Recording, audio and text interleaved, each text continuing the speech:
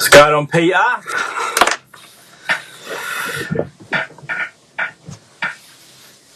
What's going on, everybody?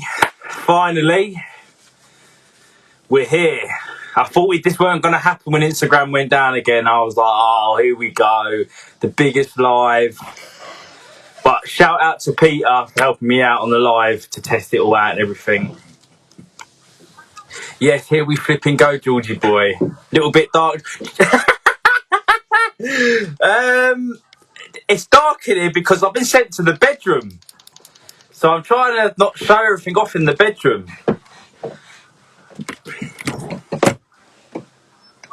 What are you doing? Yeah, so basically I've been sent to the bedroom today, and the girlfriend's in here disrupting, so look a little bit different from your photo earlier. She's crawling on the floor trying to hide her. She goes, but you go in the bedroom. Look. Wait, everyone can see. Can you get the dog out? Shall I leave him in here? That's why I came out and then I thought Sorry, everyone. Can you put a little wedge on the door so if the dog wants to come and see you? Bless her. Did you see that? Oh, bless her. She's going to me. When are you finished? What's going on, my Italy fans? The picture was beautiful. Adam, I'm going to get you, you little tosser. So anyway, as you know, we're going to go live with Dave. Dave and Siobhan, sorry for Siobhan. So we're going live with Dave and Siobhan. We've got a load of questions here. Yeah, as most of you know, Dave is the creator of the copper morph. A lot of people don't know the history of it. I know the Americans absolutely love the coppers, so it'd be nice to hear more about it, for us all to hear as well.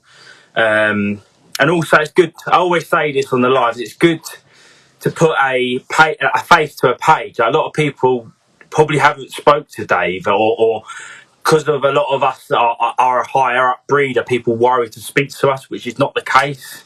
So yeah, this is what these lives are all about. What's going on, Andre? What's Redding said? You look proper fresh, fella, like a piece of fresh meat. That's what I like to hear. So we'll give it like 5 minutes. We'll get some people on. We'll get Dave and Siobhan in. We've got some questions. Anyone watching this has got any questions for Dave and Siobhan, please hit them in the comments as well. We'll answer them as we go. As you all know, representing the hard rock leopard geckos t-shirt. Great guy. Yeah, looking forward to this one. I've had a few beers. It's Friday night, so what do you expect? I've had a few beers, so you can tell the confidence is glowing. Red Diamonds, mate, I'm not in my facility. I wish I could do most of my lives in my facility, but my facility is in my reptile house.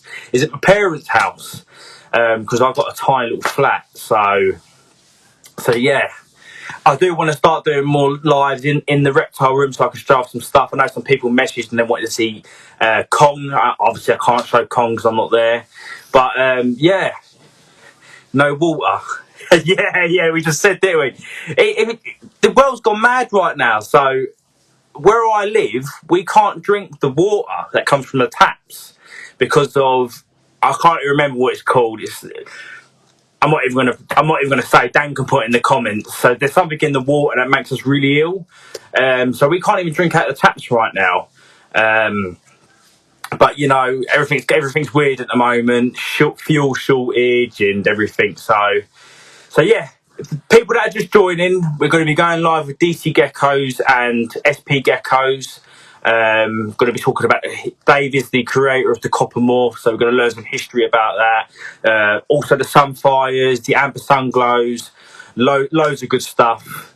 And also Siobhan, she's got some outstanding stuff herself. She's got some lovely Picasso, some lovely bells. So yeah, it's Friday night. Why not? No water by limit. So you you know that.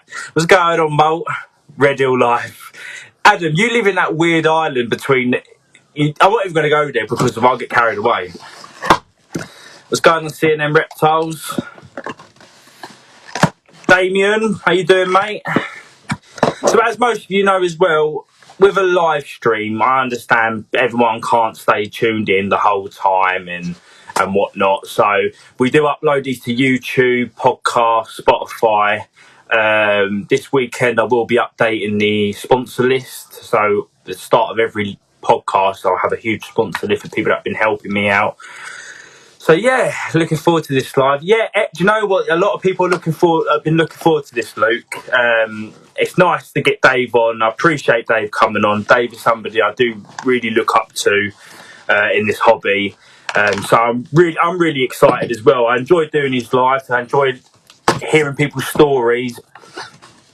People like Dave as well. Dave's done things we all want to do. Do you know what I mean? Like, who don't want to make their own line? And these are the questions I want to ask. Like, at what stage do you say, oh, that's my line? Like, for example, I'm working with the smiley heads, but at what point do I say that's a smile? I can call that a smiley. This is the sort of, I want to ask Dave questions as well as you guys. I'm super excited.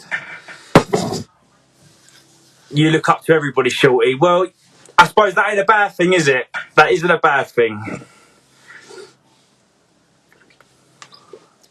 So I've got Pabs with me today. You all know Pabs. Here he is. Who needs their own lines? Not you, Molt.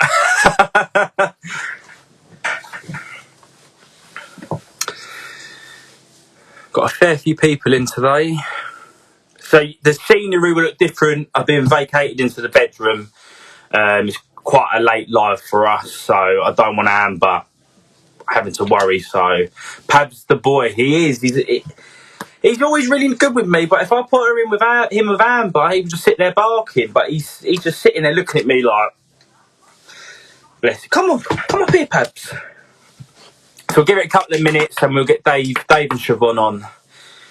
We've got some good questions. Keep the questions flowing through. We'll try and answer as most of them as we can. David is a very, very, very, very handsome man, so make sure you get your sunglasses on.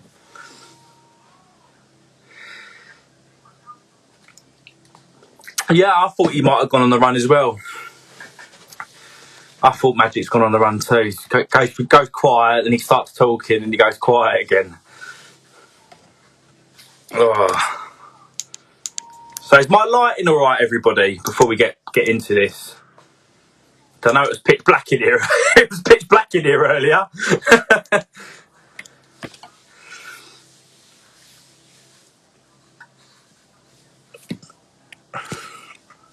Ask him if he's remembered his geckos this time. Mike, you are such a wind-up, mate. It's ridiculous. What are you drinking?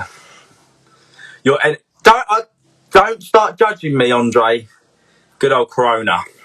I'm energised because of Instagram went down 30 minutes ago, and I thought to myself that I ain't going to be able to do this. You know what I mean? So now it's live. You know, I'm happy. I'm happy. It's Friday. Your eyes are sparkling, George. I could tell you that takes more than a couple of beers to get me going. When I can fly over to UK, meet you. When is the next big show? So I think the next big show, Mole, is April, Doncaster. The IHS Doncaster show in April next year. All right, so Siobhan and Dave, are you in the live? And are you ready? Are you guys all ready to go? I can already see I'm going to have to go to the toilet loads of times. As soon as I have a beer, I need to go to the toilet every 5 minutes. But I'm so happy the amount of people are joining in. You know, I'm so excited for this. Definitely Molt, definitely. If everyone viewing this, give Molt Gecko a follow. His animals are insane. Do you know if Dave's ready, Siobhan? I know he's an old boy, but he knows how to comment, doesn't he? Oh, you always go to Birmingham. My friend Scott from Magic Morph is from Birmingham, so yeah, I'll definitely, mate, that would be good. I love meeting new people, especially in the hobby. But yeah, my mate Scott from Magic Morphs is in Birmingham, so we can definitely sort something out for sure.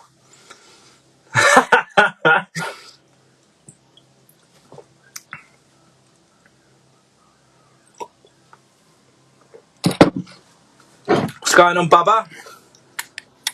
Bubba Geckos in the house.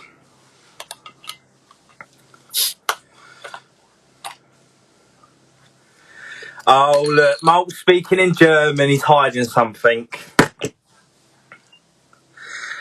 Let me read it. I know a little bit of German. When ham is very nice, it'd be very good, George from England, to come over. His geckos are insane. Oh, Malt, you shouldn't have. You know, Bubba, I knew someone was going to say that. Repping. If anyone wants to send me t-shirts, you know I'm going to be living in it and posting it in all the lives. Yeah, so you can see Magic Morphs. I'm near Birmingham. He is in Birmingham, so we are both ready. Right, guys, super unprofessional. Give me 5 minutes. Got to go to the toilet, get myself ready. Literally, not in 5 minutes, 2 minutes. You guys know me when I go to the toilet. Don't take long.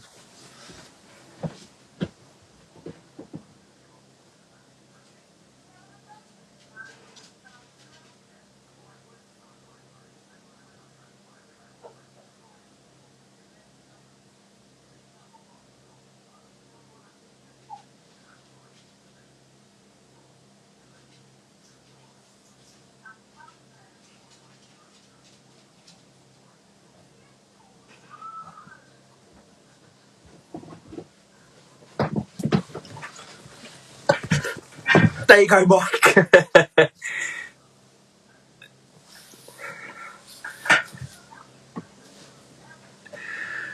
I can't.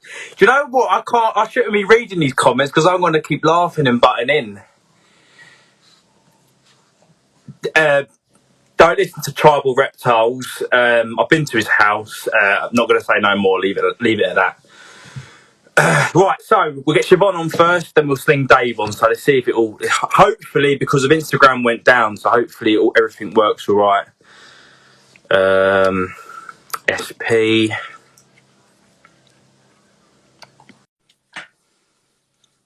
Mo, has anyone told you speaking your language around people that can't speak it is very rude? Hello, Siobhan. How you doing? I'm good. How are you? Oh, I'm gassed that we're able to do this. I thought it weren't going to happen. Of course, it was always going to happen. It's fate. I think as everyone sharing and obviously seeing Dave, everyone got excited, you know, and it just crashed the system, if I'm honest. At least we're here. That's all that matters. That's it. Let's get Dave on. Does he know how to use Instagram? I should hope so. I have been teaching him all day. Let's get this. Let's do this. How you been anyway, Siobhan? Yeah, not too bad, thank you. I am recovering from a chest infection at the moment, but sod's law. How you feeling? Feeling better now, though? Yeah, I'm better now than what I was a couple of days ago, so that's all that matters. Yeah, that's it. You bet you thought, oh no, I hope I ain't COVID. I take a test weekly anyway because I've got 5 children to take to school, so it's something I do regularly anyway. Yeah. Let me try and invite Dave again. So, Dave, I'm going to send you an invite. It will say, like, accept invite or something like that. Let me try again. DC Geckos. For some reason, these lives never work on a laptop.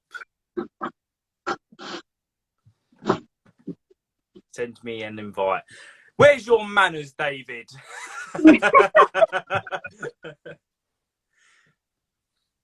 Is that the painting from Hannah, yeah. Yeah. That's of Apollo, my male copper cross Picasso. Oh, very nice. She's so talented, isn't she? Yeah, she really, really is. To be honest, I've ordered quite a lot from her. Oh, I've seen. Yeah, well, I'm going to be having an entire wall of just my geckos. So, yeah, I'm really looking forward to getting that started once the rest of them get here.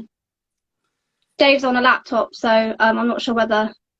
Yeah, Dave, for some reason, Instagram Lives do not work through laptops at all. I think you have to download certain apps and everything like that. That's great.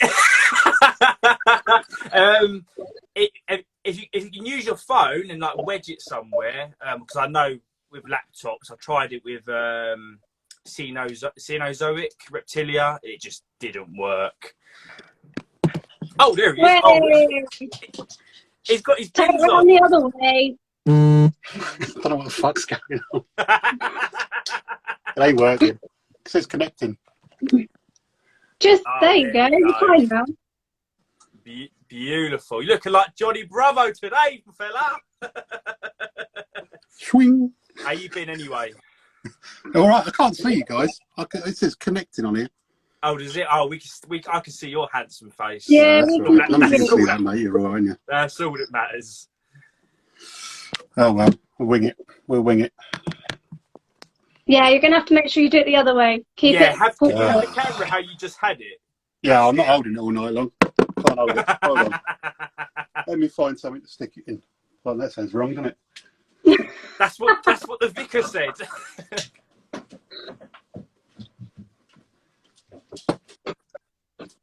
Are you sober, David? He's literally just gone upstairs. He'll be back in a moment.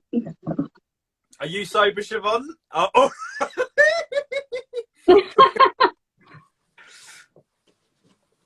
This is my first though, so it's good. I'm all good for now. Another person called Elite Gecko joined. I went. Dave needs a new bulb. Shut up, Dave. Oh, that one stays off for a reason.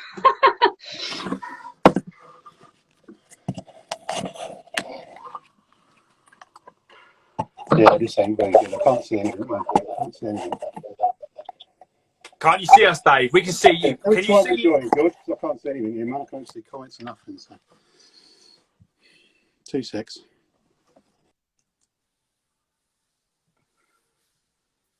It's just me and Siobhan drinking now. Oh no! It might be worth sending him another invite and see if it works that way. Sorry, everybody. It's Instagram's fault. They've been down and everything, so.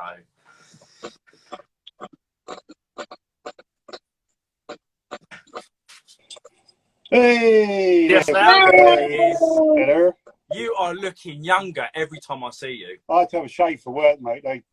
Those who don't know, I'm a plumber, well, gas fitter, and we have to wear like a mask for asbestos and stuff every now and then. And every 2 years, they make you have a refit, so you have to That's it. take it all off. That was like on Monday, Tuesday. So, before we get started, this is going to be completely random.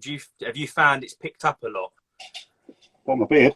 No, like the building trade, so plumbing and everything. Plumbing? Yeah, I don't know, I work for the council, don't I? So it's like same old. Yeah. I guess it would have done.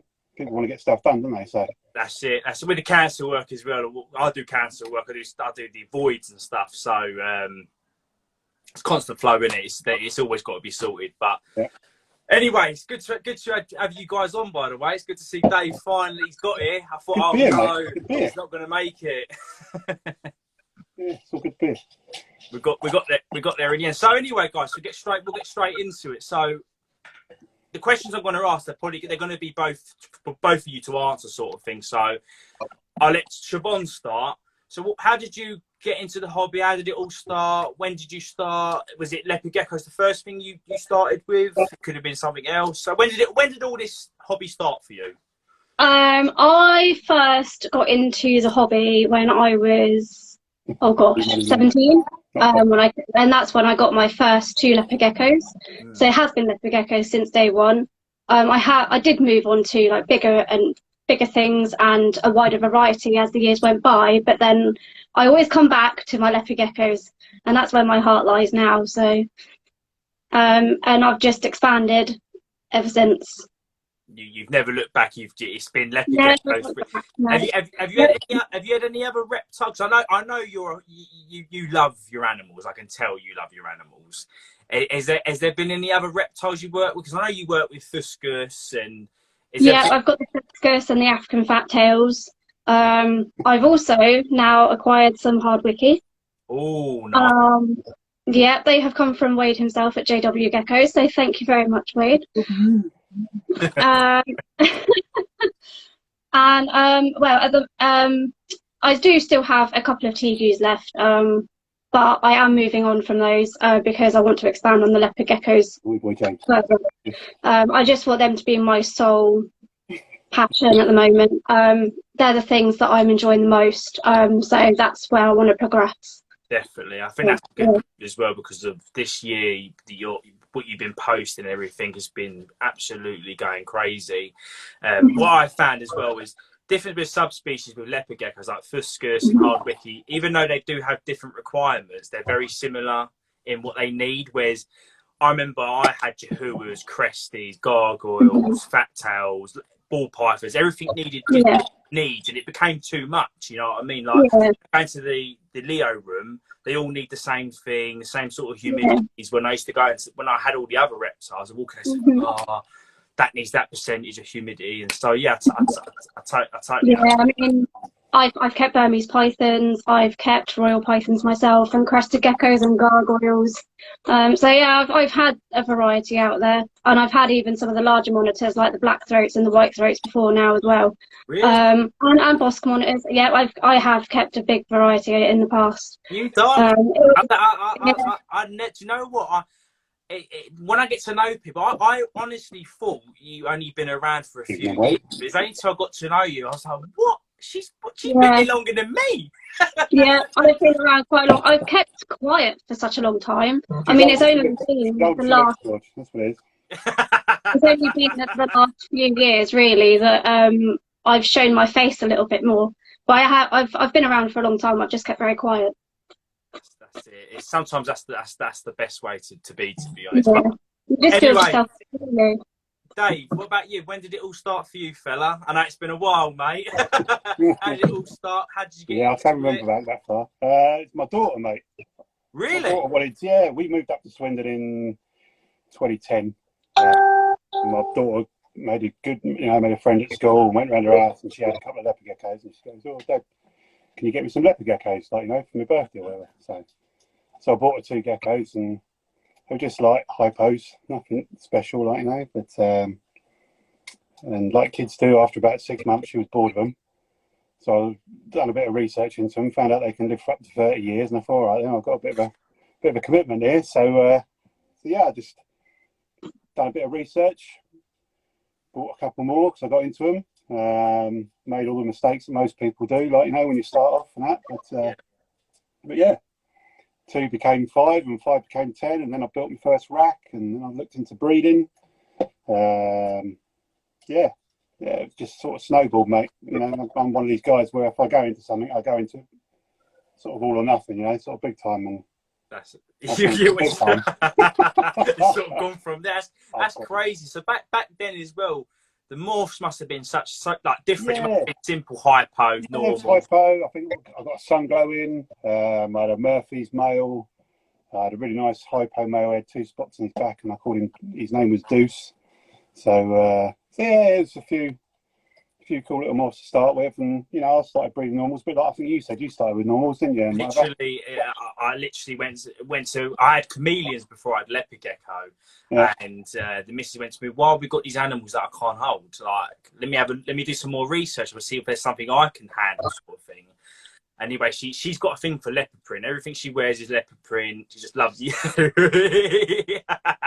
So she said, "There's these geckos called leopard geckos. They got like a leopardish pattern in. Let's go and get one." And she got it, and then I just took over. If I'm totally honest with you. Next thing you know, a month later, I'm buying another one. Spoke to the pet shop keeper. "Oh yeah, male and female, keep them together. No problem. Didn't say anything about eggs to me. Next thing you know. It's 2 little eggs. You shouldn't know about birds and bees back then, George, did you? So, is this going to be one of these lives, Dave? Probably. You know me well enough, mate. But yeah, literally, I just went and bought a little incubator, hatched these little eggs, and the moment they hatched, that was it. I've never looked back ever since then.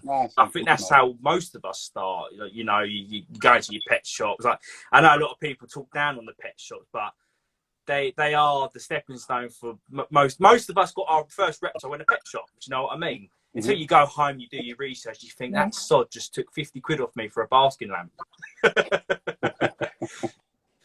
But it's good to hear that. look at Dave. I think everybody Watch starts this, in the same know boat, mate. Dave. You know what I mean? Most of you know Dave, and to see that he started like all of us, it's like we've had conversations before, Dave, where you know a lot of people they see a big breed and they almost get a little bit but you're just like all of us, you know what I mean? Bloke, mate, just an average bloke. Well, maybe slightly above average, but you know. Yeah. You're a bit above average.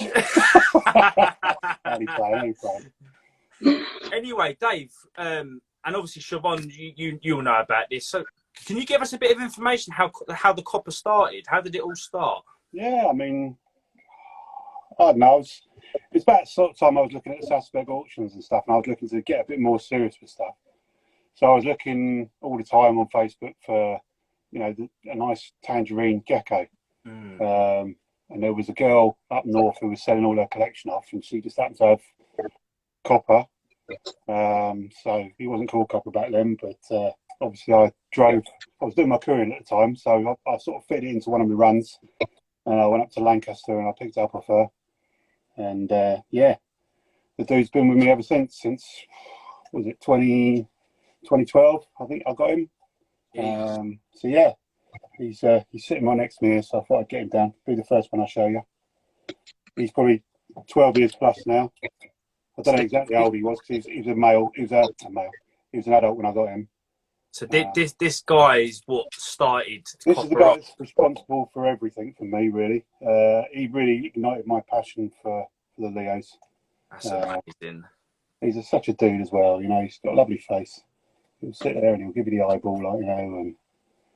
And what I find crazy is, and Siobhan could probably agree with me, I look at that like a little piece of history. I know you're gonna laugh. No, not really. Money is for me as well, you know, in a way.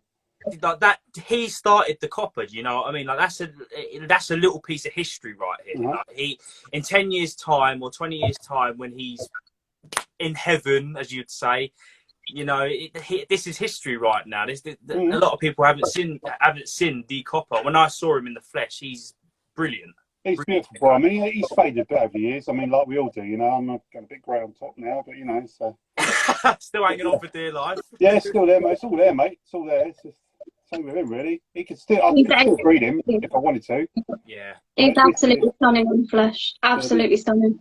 Because you're lucky, Siobhan. You get like you're there all the time, so you get to see, you probably built up relationships with some of the geckos as well, and yourself. Like, yeah, I've got bonds with quite a few of the geckos. So she's named some, mate. She's named some. They ain't got her names that she gives them on the tubs, but she's got pet names for them, if you like. So yeah, they have. That's a big man. I've got another question for you, a personal question from me. So, when it comes to like making, like, for example, your copper line, is it like obviously I don't know. Is it a specific look you go for and you're like, okay, that's what I'm going to start line breeding? It was, I mean, to start like everything, when you start off with a project, you start off with an idea in your head how you want it to be the end goal, if you like. And with copper, it was just I wanted a really nice deep tangerine, and that's to start off with him as he was to start with. It was like a real sort of kickstart, you know, because he was amazing. In his heyday, he was like bright orange and absolutely stunning boy. He still is now, but yeah, obviously I've got his sons and his grandsons now, and they've sort of surpassed him on the colour front. But yeah, I mean, the idea was to test him out. Luckily, at the time, I had 2 local pet shops in Swindon, which are both shut down now, but they were happy to take any babies that I didn't want. Yeah. I didn't ask for anything for them because I knew they were all just like double hets or whatever. So, but I test bred into everything I had, which was rainwaters, bells. I had the Murphys as well at the time, Blizzard. Yeah, pretty much everything that was around. And Marble I was about, but it wasn't over here, so it wasn't anything I needed to test to. Eclipse. Yeah, everything went to him basically in the first season. And it went to him sort of big style, do you know what I mean? And nothing came out of sort of maybe 30 babies from each sort of one, you know? So I managed to sort of, like, if you're going to do something like that, if you're going to crossbreed the albinos, which a lot of people frown on, but if you're going to do it to test that you've got the right, you know, what you've got is what it is, yeah, then you've got to have an outlet for those babies to go, and you can't really be asking any money for them because, yeah, you know where I'm coming from. You know, I wouldn't, you know, they weren't. I just wouldn't have them sent, sold on it except anywhere in the pet shop really. So, but yeah, I've done all that test breeding on him. All that came out of him was Tremper. No Eclipse, no Blizzard, no Murphy, no nothing. Just Tremper. Nice. So I sort of built the project up from there really, and just went for the just the tangerine Tremper look. So yeah, I bet back in the day when you got him as well, was he like back then? Like, was that like, wow, look at it, look how orange he is? mm-hmm. So back then, like, it was all hypos, like your standard. Yeah. I mean, well, that's why I bred to him to start with. Like, I put him to my best super hypo tangerine that I had. And went for the non-hypo babies that come out of them. Like, the second year I had some nice tangerine Trempers come out that had looked to have no hypo in them. Yeah. So I just used them to further the project, and it's just gone from there, man. Really. Rest is history. Yeah, I mean, without plugging my website too much, there is a section on there with all with some of the projects that I do. I've written up already, and the copper project's the first one on there, and that sort of gives you a basic rundown of what I did to sort of get where it is, where it is today. Is that dcgeckos.co.uk or is it .com? That is dcgeckos.com, I think it is. .com. I don't know. If .com don't work, try .co.uk. What is it? .co.uk. James will know. James, what is it? James knows everything. It's .co.uk. There you go, .co.uk. But back what you said with test pairing with Bell and Rainwater, isn't that something we should all be doing a little bit more? We should all be test breeding a little bit more. Like, we got to do these things. I guess so. If the question you gave me was if you want to call it your line, then you've got to know exactly what's in that line.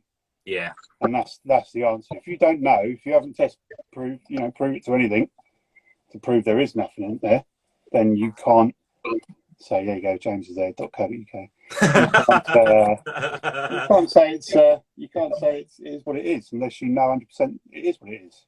That's it. I totally agree. I totally agree. So then the argument can go on a bit further from there to say, well, how many babies of each one do you need to know to say it isn't that? Some people say 20. Personally, you probably need upwards of 50, depending on what you're trying to prove out. I know trying to prove Tremper out of something, there's many of the top breeders with a test too.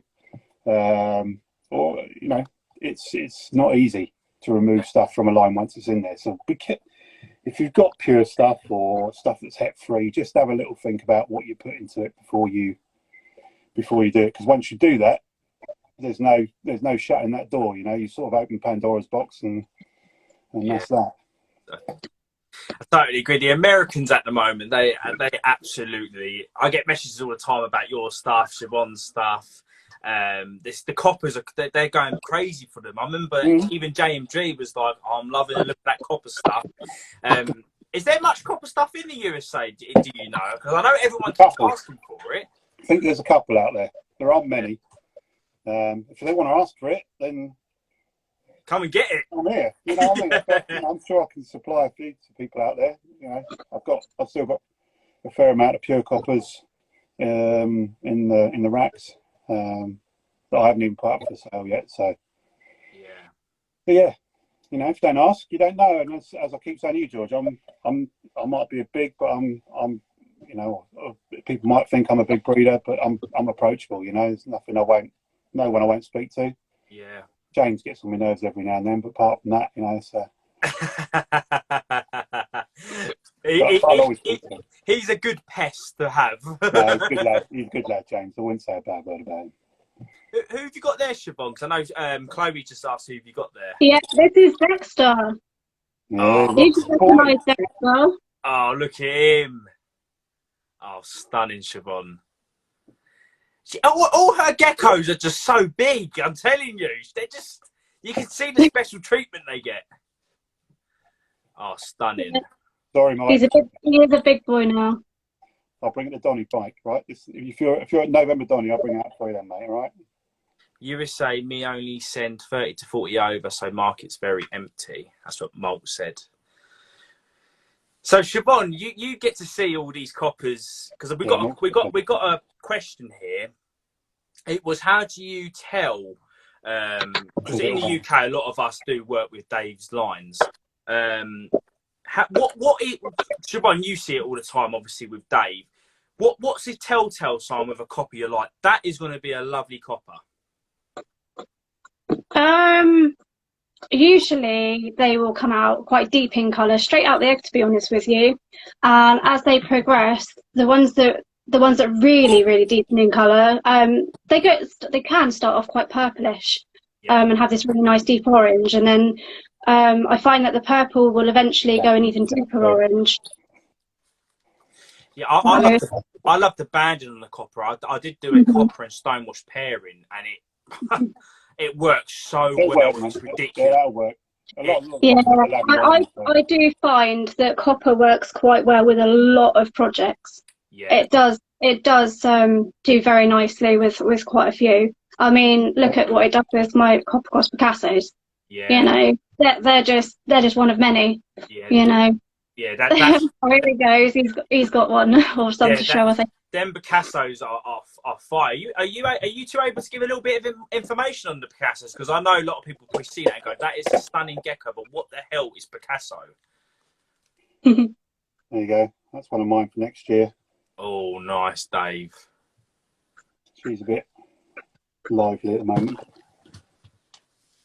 But yeah, I mean, Picasso comes from Lee Young's GC Geckos. Picasso was his male that he named just because of the look of him. He was Tremper, white and yellow, possible Max Snow, I think he was. I've got a picture of him somewhere, which when I put the projects up on my website, obviously I'll give Lee a shout out because it's his thing. I know he sold quite a lot of Picasso stuff off, so I don't think he's got a lot of it left himself.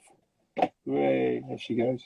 So it's the Picasso. It's a white and yellow, isn't it? Is he got? Yeah, it's white. Yeah, sort blue. of jungly markings, and it has a lot of, as James would call it, he'll make me for this, flushing. But everybody else calls it blushing around the market, around like the lavender and that. I mean, like that one's got a bit of it. That's a Mac Snow, that one as well. Believe it or not. Nice. This is a non-Mac female that I've got for next year as well. The non-Mac Snows are incredible. They really are. He's pretty cool.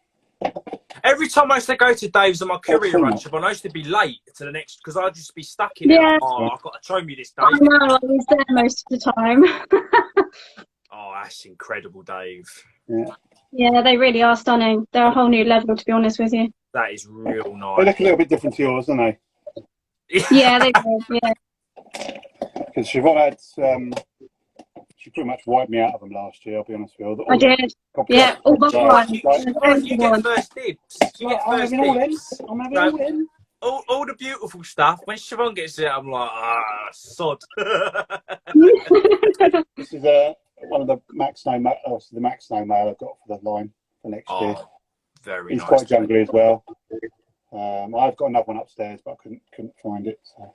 Would you say, with experience, Dave? I know this is going to be a bit of a silly question. Do you spot, like, do you hatch something and see potential straight away in something? Because obviously you got the eye for it. Depends, mate. Depends. I mean, I think one of the questions you sent through to me was, can you tell something straight from the egg or something? Yeah, that's it. Or what were the best looking babies from the eggs? Sun glows. It's going to sound harsh, right? But some geckos come out the egg and they pop straight away, and you think, "Oh, look at that!" Yeah. Or words that express, that effect. But I mean, sun glows. That is naughty. Yeah, sun glows come out sort of just like your average tremper. Even the ambers come out. Sometimes you think, all right, I'm sure it'll grow into itself. Like, Yeah. I don't know, maybe it's because I've been doing it 10 years and I've seen trempers come out, and they just, a lot of the time, they all look the same to start with, and you think, yeah, that's a grower, not a flower sort of thing. So yeah, they'll grow into it. But then other morphs like G projects, they are pretty incredible from start to finish, from the egg right away through to sort of adulthood. They just change so much, but they usually come out really vibrant, dark black, funky patterns on them, and they change with whoever's got them will probably. I know Wade's got a couple. You've got some, haven't you? Yeah. Yeah. And they change sort of every shed. You'll see something different. You know, you can't hatch one and say that's got to no, look you like that. don't know straight off the bat. You don't know. Yeah, They're one of those ones you got to leave for a little while and let them blossom a bit. Definitely. I saw a post on Sosobek's Facebook, and he put a post out saying it was like a memories on Facebook. Yeah. If anybody, whoever was on this shipment to UK 10 years ago, hit me up or something, and it was like you, Mike, Calvin, Phil, other people, yeah. So would your G projects, I would assume, originally came... They do. The G projects I've got do originally come from Sasbeck, but I didn't get them from him. Funnily enough, I got them from a certain Mr. Lee Youngs, again, from GC Geckos. A lot of shout. He won't be watching this. He's never online for anything. You know, he's the hardest man in the UK to get hold of as far as geckos go. So yeah. But I was lucky enough when I done my career run again. I managed to go to Lee a few times, and we built up quite a decent relationship. And at the shows now, as you see, I'm sort of the next table along from Lee, so we have a good laugh for that as well there. But yeah, we get on really well, and I'm quite lucky. What Shivers does to me, I generally do to Lee, so I end up with sort of like the pick of what he's got. So what happens when you build relationships? Yeah, that's it, man. He's a good guy. He's a good guy. I mean, you could try messaging him, and you might hear back 3 months later. Yeah. I always find the best breeders are like that. It's like Mateus at Ultimate Gecko. It might take you 4 years to get a response. You've had the hobby, you're gone before he responds. He's another guy as well. I know Mateus quite well, because obviously I've been out to the ham shows since 2013. I was going for 6 years or 7 years with Mike and a guy called Ashley Howitt, who's not in the job anymore, and John Tagg come across a couple of times, and Chris has come across with us as well. So you've been across as well, haven't you?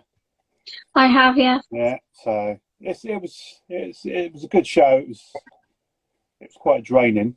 It was like Donny on steroids. I mean, Donny, the last Donny show was actually quite similar to one of the ham shows, actually, the way it started off. Honestly, even towards the end, people were flowing in, weren't they? Even towards the end. That first hour of Donny, when everybody came in, that was like ham, like every hour until it closes.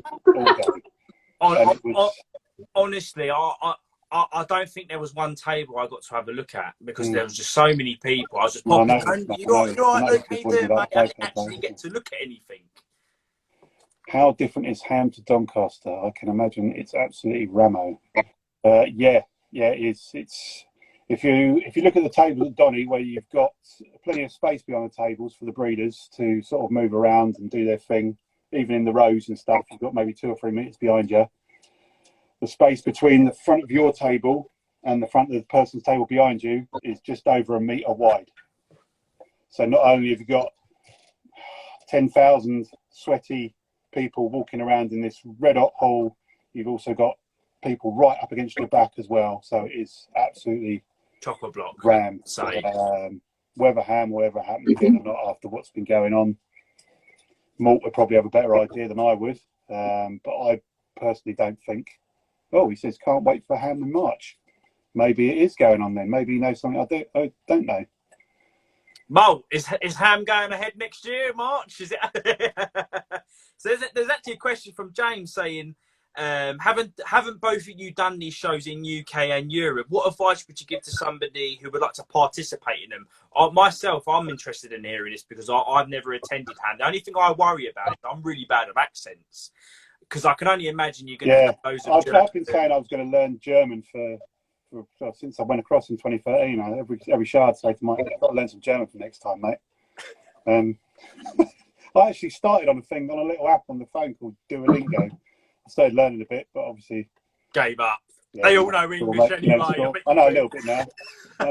Road trip, yeah, maybe. The only thing we've doing a show in December was allowed, but in lower numbers, so they decided to make it in March in a normal big. Oh, okay, nice then. I mean, the only thing I don't know about ham is whether anyone from the UK will be able to vend there at the moment, because obviously with Brexit and all the trouble we've got with moving animals in and out of the country, I don't know whether you'll be able to take your own animals out without paying a fee. per gecko or whatever. I've not looked into it, but yeah, it's something. If I want to start doing the shows abroad again, which I do, Yeah. then I'm gonna have to have a look into that. Maybe when the season's closed or whatever, I can look into it. I've still got my ticket ready for. I paid for my next ham table, so if there is a show in March, then I'm all ready to go for it. Lovely stuff. How did you find the ham show, Siobhan? Because obviously you've been to ham and you've been to. Yeah. My very first show was a December show, and honestly, I suffer with claustrophobia. So even at Donny's, I'm like, don't touch me, don't touch me. So I try and avoid everyone and weave in and out. And with ham, it's almost impossible. Yeah. It really is. What? Not that it matters. What is like the pricing wise? Like, do people spend a little bit more overseas? Is it a bit different? It varies, or man. the same? It depends. It's like you'll have a good show, and then one time you have a bad show. It just depends what people want. Yeah. Leopard Geckos probably a lot more to see over there. I did find when going to ham that everyone was looking for a bargain, more than they do at the Donny shows. I mean that's not obviously everybody, but I did find out that the majority of people just looking for whatever they could get for as little as possible. Again, I'm not saying that is everyone, because not all of us are like that. Some of us want what's best for our own projects, but other people are just trying to pick up things willy-nilly to see if they can just get a bit of profit on it. You know what I mean? Yeah. I've heard a lot of shops and stuff go to ham because you can get like it's Leos with like. Yeah. I've heard these are rumours. I've been told you can get Leos for like a tenner, like a nice looking Leo. Like you can get. Honestly, George, a lot of you would be shocked. Chris can verify this because he was on the table with me at the time. There was a guy behind me, and he was selling Leos pretty much fresh from the egg, and he had like 500 to 1,000 of them in 3 poly boxes in, like the little cups you get frogs in. Yeah.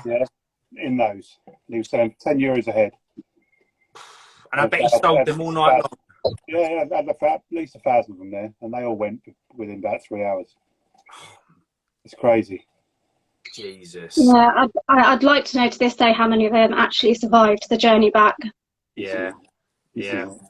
That's the thing. It's really bad for us to hear, but a lot of people at them shows, bloody hell, the last tenner, do you know what I mean? Oh, it's a leopard gecko. Because it's a tenner, if it dies, it's not, do you know what I mean? It ain't a big deal. It's like, it only cost me a tenner. So. But no one should see animals that way. They're still living beings like themselves, I totally agree. I completely despise anyone that sells anything below its average, or should I say correct weight and age. I mean, a leopard gecko below 20 grams and 8 weeks old, it shouldn't be going anywhere. 15 grams maybe for people with experience, but never below 20 for someone without experience. I couldn't agree anymore. What's that you got there, Dave? Is that a sunfire? His name's McLean. I don't know him. His name's McLean. I had a spate of, when I started, I was naming him after movie characters and stuff. So I have a big love. He's the daddy of the sunfires. He's the original sunfire male. I got him from Machoose at Ultimate Gecko. Oh yeah. He was actually from a project that he was giving up on, which was called Pulsar. Pulsar, that's it, yeah, the Pulsar project, which was basically a tangerine radar. And I saw him and I thought, yeah, it could be like the Bell version of Copper, do you know what I mean? So I picked him up, and he's been a dude. He's got lovely little snake eyes. Oh, he is. There. What I really love about the sunfires is that they show like this. It's not quite red. It's like a maroon. Yeah, they can do. They show like this browny red, and it's just the Americans go crazy. Absolutely, I know Trey at Palmetto absolutely loves them.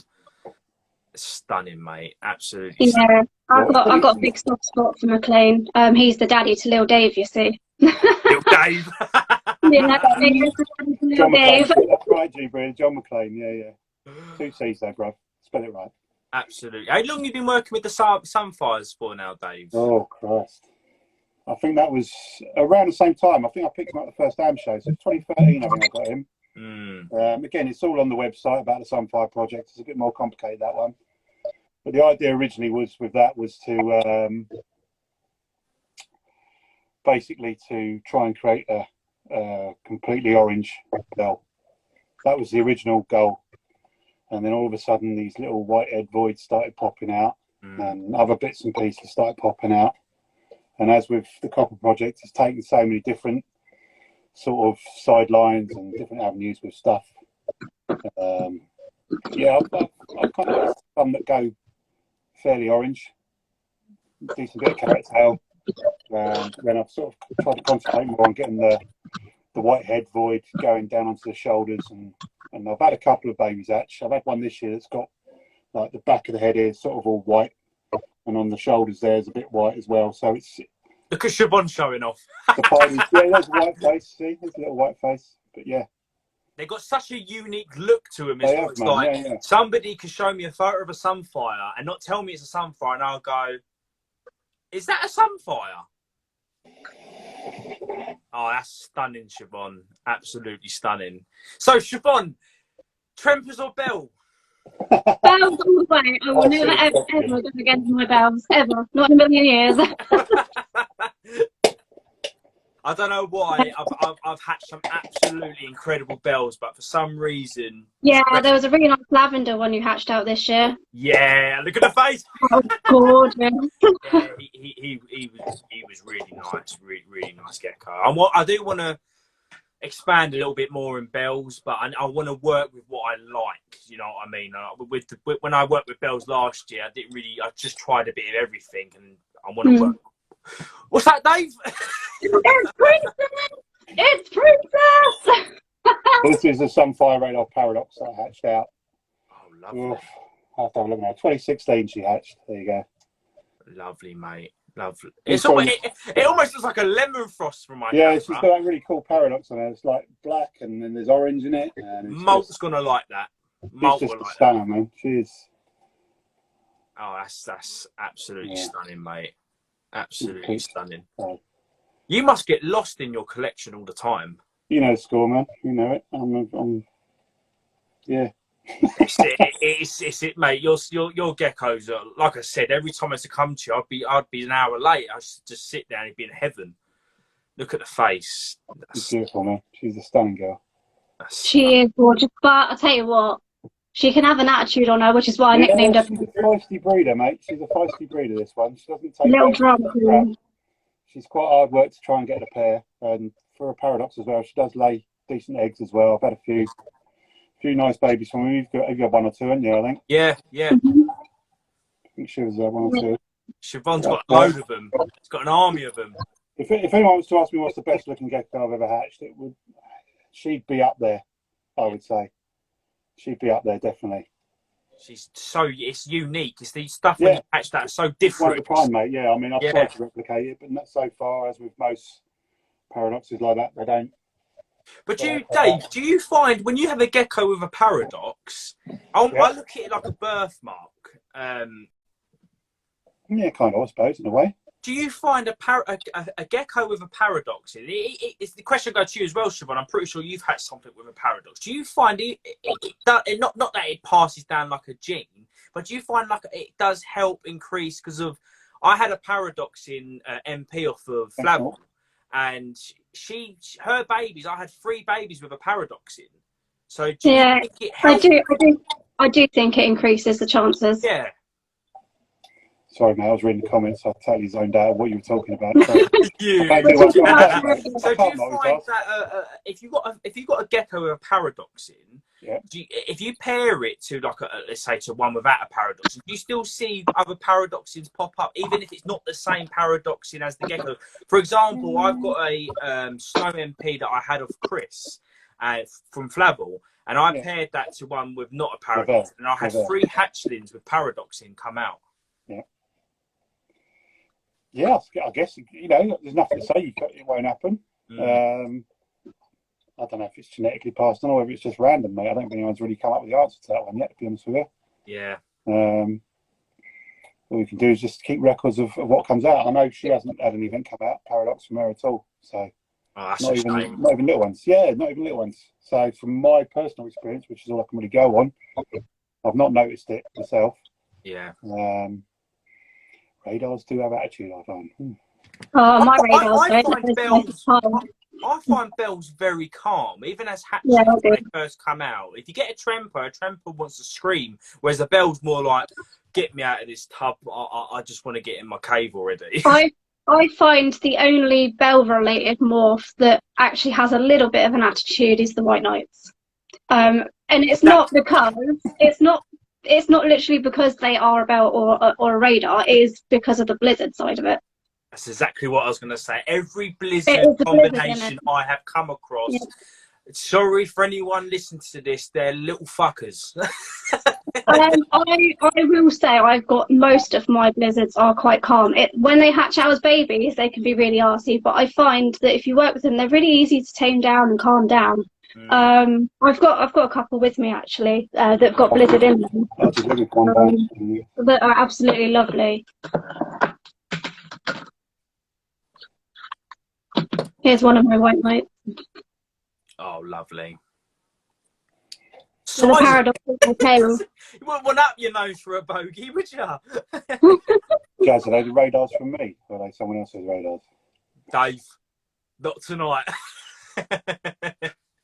Stunning, Siobhan. Was your White Knights, did they come from Tony? Yeah, they did. Yeah. The original group came from Tony, and I've expanded ever since. Next season, I'll be bringing in fresh blood. So. Yeah, very, very nice. What would you say? Because I know you both got a mixture of stuff and some real nice stuff. What is your favourite line, would you say, or projects you both work with? Would you say that is what I love? I know Dave's gonna have a hard time because him already. Yeah, mate. There must be something that just tips it over for you. Well, I've spoken to you this year, George, about them actually. I've had one this year that really surprised me. Right. I call it the FM line. Right. I give all my lines, all my mails have like a number or a letter system with how I just do it for when I did breed and that. So I'm going with Siobhan with hands now. Put them down. Your Italian's coming out. Yeah. This one's called the FM line. Basically, the reason why it's called the FM is when I took him out of his tub for cleaning one day, and I lifted up the hide. I went, "Fuck me," and it just stuck because he hatched out Max Snow, and then all of a sudden all these oranges and other colours were just popping off him, and I'm like, Jesus, I've never seen nothing like that. I've got him here actually. I'll get enough. I mean, I've seen some of Dave's gems. Blizzard, she's really chilled. Yeah, she's just sat there. I've got a couple of Diablos. I'm looking after somebody who's had some geckos imported from Tea Dragons. They lunge at me. I'm so scared of them. Honestly, I tell you that even with when I get the Morio worm, I put it on the edge and they're a different breed. So he's a typical Max Snow. He's lost all his colour now, and he's fuck me. But see? Literally. He's a lovely boy. He's got such a cool pattern to him as well. He's got Black Knight in him. What is he? Let's have a look. Max Snow, Black Knight Cross, Het Tremper, possible hair clips. So I've no eclipse babies from him so far. So he's a proper chump. Lovely. And I put him to another one like him, same genetics, but she's a bold stripe. I'll get her out actually, so you can see her. Pop him in there a minute. Siobhan, you're lucky. You get to be around these all the time. I'm random right now. yeah, literally. Yeah, I love it. I love coming over here and just your Black spending Knight, entire weekend. the Black Knight stuff you're working with at the moment is really. I think it's Obsidian or Ebony you've got. I think it's Ebony. Oh, Ebony, she's here. Nice. Yeah. Oh, lovely, Dave. Here's Ebony. It's almost like a stripe down it. Yeah, she's a little bold stripe. Oh, nice. Nice, Siobhan. We're all being I had to blessed. bring Ebony. Everyone loves Ebony. Oh, Yeah, I put these two together, George, and well, some of the geckos that come out of them. I've got a couple here actually, some of the babies I can show you just to show what. They are stunning. Come out Absolutely and stunning. it's They're just, feline. I think I've sent you pictures of them when they were babies. Like, yeah, I you told did. didn't I didn't really know it was coming. Yeah. I've got a couple. I've got an albino one, maybe one or two albinos down, and I've got a non-albino as well, just to show you what's what. That's stunning, Siobhan. It looks. She's lovely. She is, and she's chilled for a black night too. Super chilled. She's A lot of them. nice. A lot of them. Yeah, a lot of them you can get a really flighty, but They're like that when you hold them. yeah, they squat. They do squirm. But no, I had to bring her because everyone always asks to see her. So She's one of my favourites from your bunch. Every time I see her, I think she's gorgeous. So, yeah, she's a pure black knight. There's nothing else in her. I like the Black Knight that have that slight pattern in The it, pattern. like a gold, ain't it? Yeah. Yeah, she does have that golden look to her. So. That's what I like.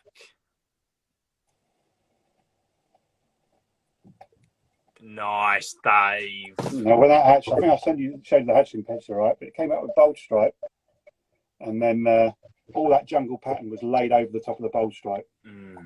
And you can't really see the bold stripes much anymore, but it's a little bit lighter on her back. I don't know if you can make it out on the camera or whatever. Oh yeah, I can see it. A little slightly almost like a stonewash looking. Stunning. Just remember, everybody viewing this, when the live's finished, DC Geckos, check his page out. You will never see the full quality on these lives. The same with Siobhan, SP Geckos. Be sure to check their page out. You can never see the true colour of these geckos on live. Not even in pictures. You can't see them full potential in pictures. This one's a bit lively, isn't you? Oh, good luck with that one. He's a bit lively, or he's a bit lively. Oh mate, I can see it already. That's the bold stripe one. Oh wow. That's unreal, mate, isn't it? I mean, I've never seen bold like it, personally. When it hatched out, it's got like lavender top, orange sides, yellowy white down the middle, and a jungle tail. It's FM. It's the FM line, mate. Yeah, and it's a non-albino version, one of them. Dog's going mad. She's having a putty. Oh, you're going to get bitey, are you? She's getting a bit bitey. So that's a non-albino. And again, the tail on that, it's like, you can see all that. Jeez.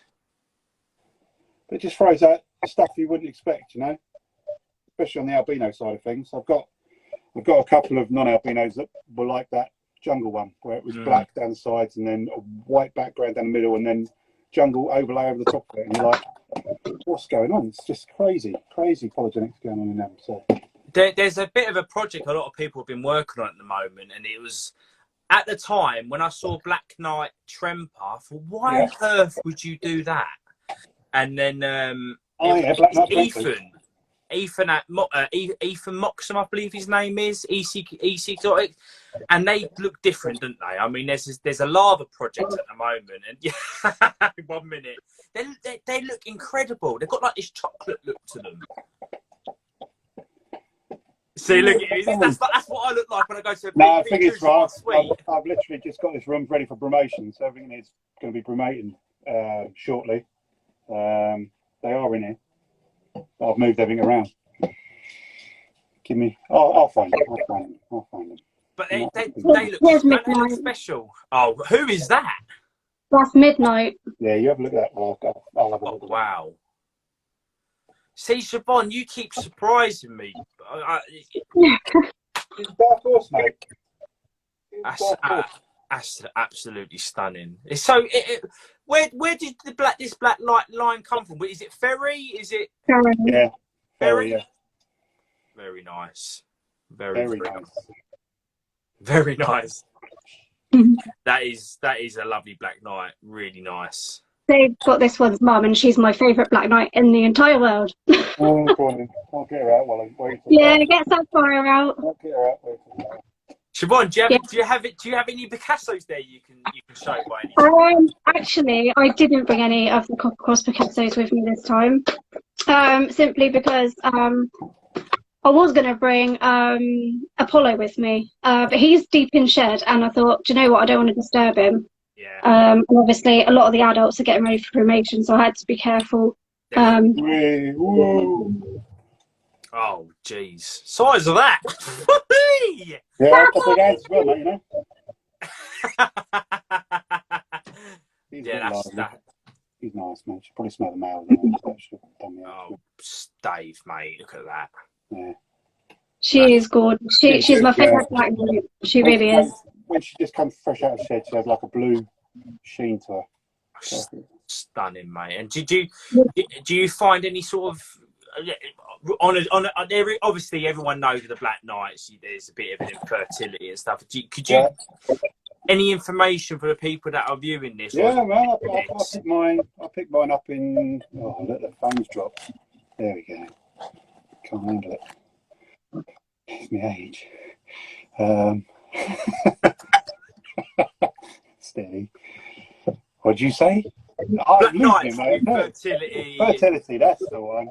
I've not been drinking like that. I'm on the water. Yeah, but that's pure vodka. Yeah, fertility. I picked them up in 2016. I got a trio. I had a very good show at hand, let's put it that way. And I picked up a trio from where it was a guy called Leroy Leopard Geckos at the time, because he was Ferry's partner. So he was doing all the sales sides, because Ferry never come to ham. Roy Sluter's his name. He's from Holland. But yeah, I got the trio from him. Two females, both look pretty much identical. There's a lid on that one, George. Steady one.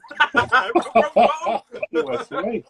Don't worry, I'm topping myself up as well. Look. Oh, honest, Danny boy, Danny. What's something water, Danny? I'm only drinking water, lad. Dave's worse than me. That's what people don't understand. Dave's worse than me. Everyone who gets to know Dave will realise he is the #1 piss taker. Oh, that time, listen, most of you know, right?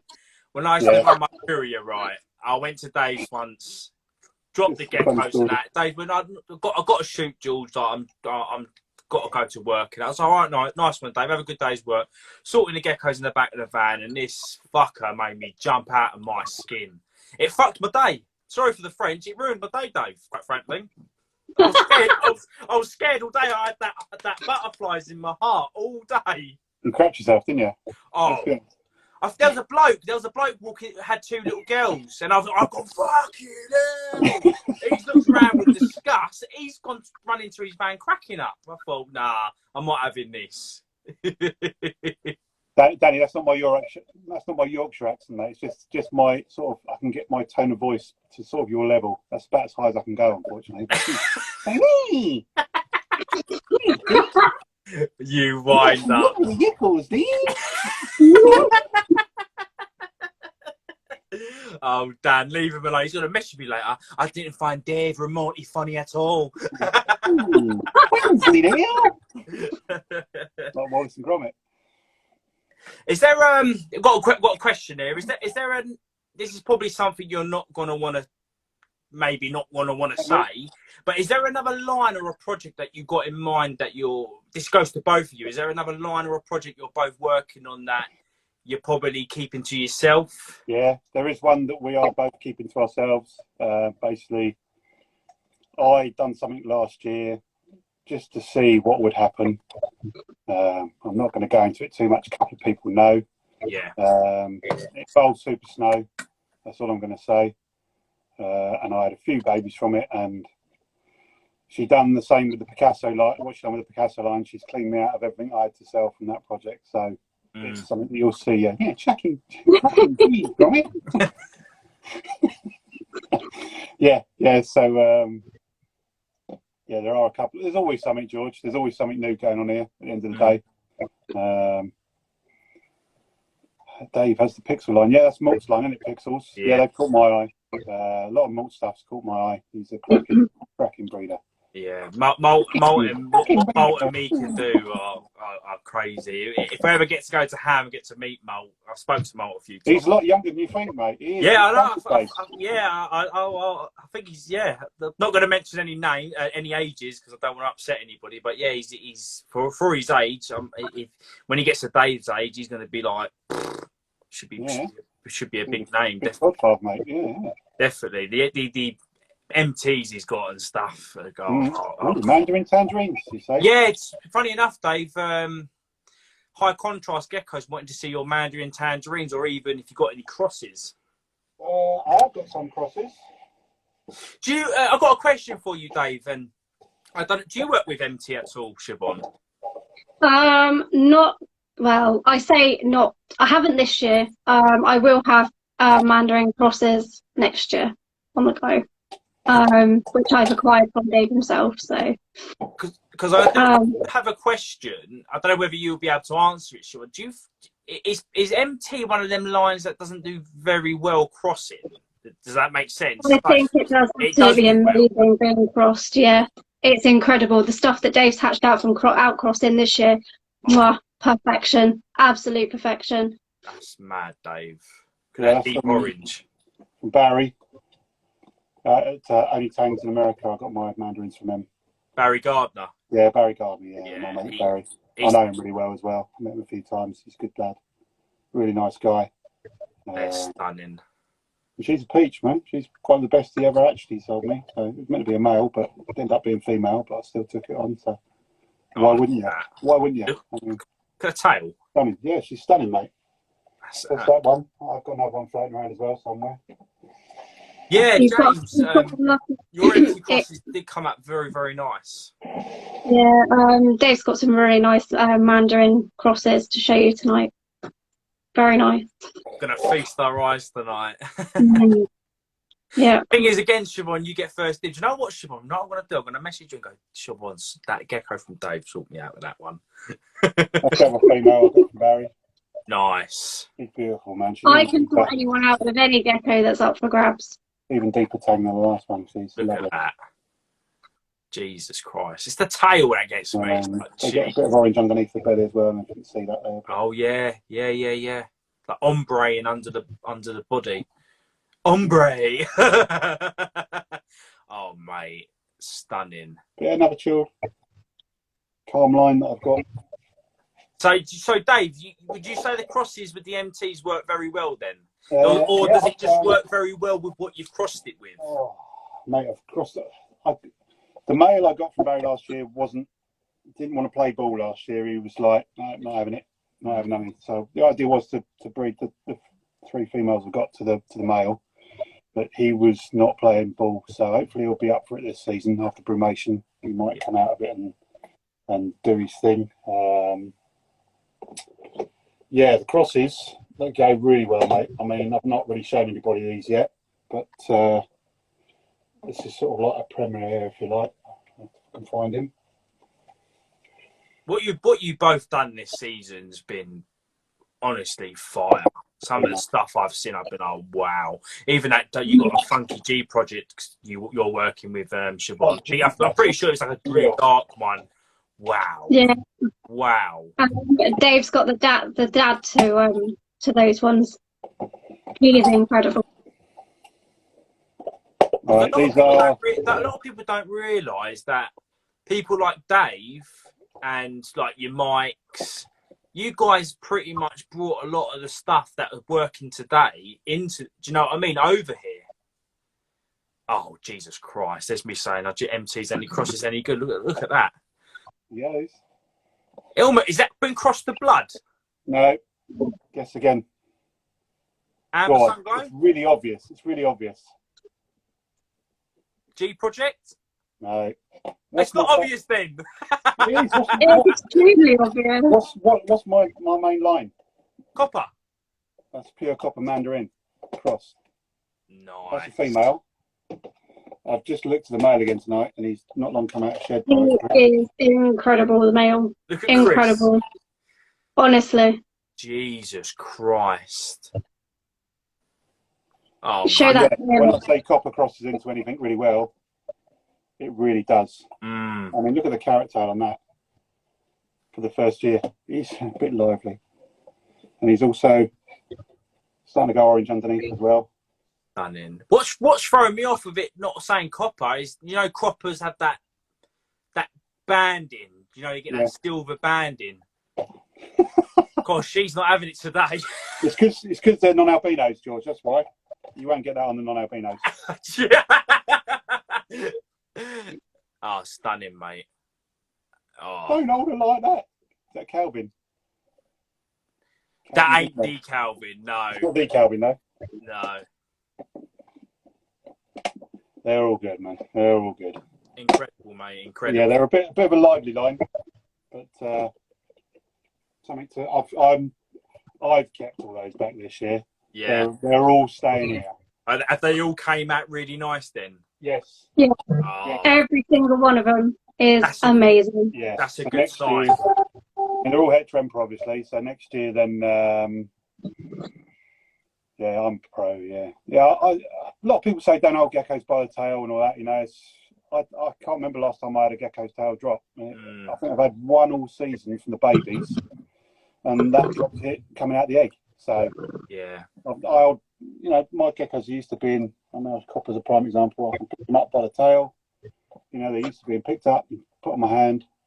Yeah. You know, again, I learned a lot of my stuff from Sasabek, and Sasabek was always doing it. You know what I mean? He's he said the same thing. My geckos are used to me doing it, so I'll do it. You know, it works, and yeah. That's 18 years, never dropped one. I've never dropped one. So a lot of people don't realise that they don't actually drop them as often as you think. No, I mean, things like if you've got like a thunderstorm going on outside that's really close, you're more likely to get babies drop the tails then than even babies I'll pick up by the tail just to pop them on my hand. You know what I mean?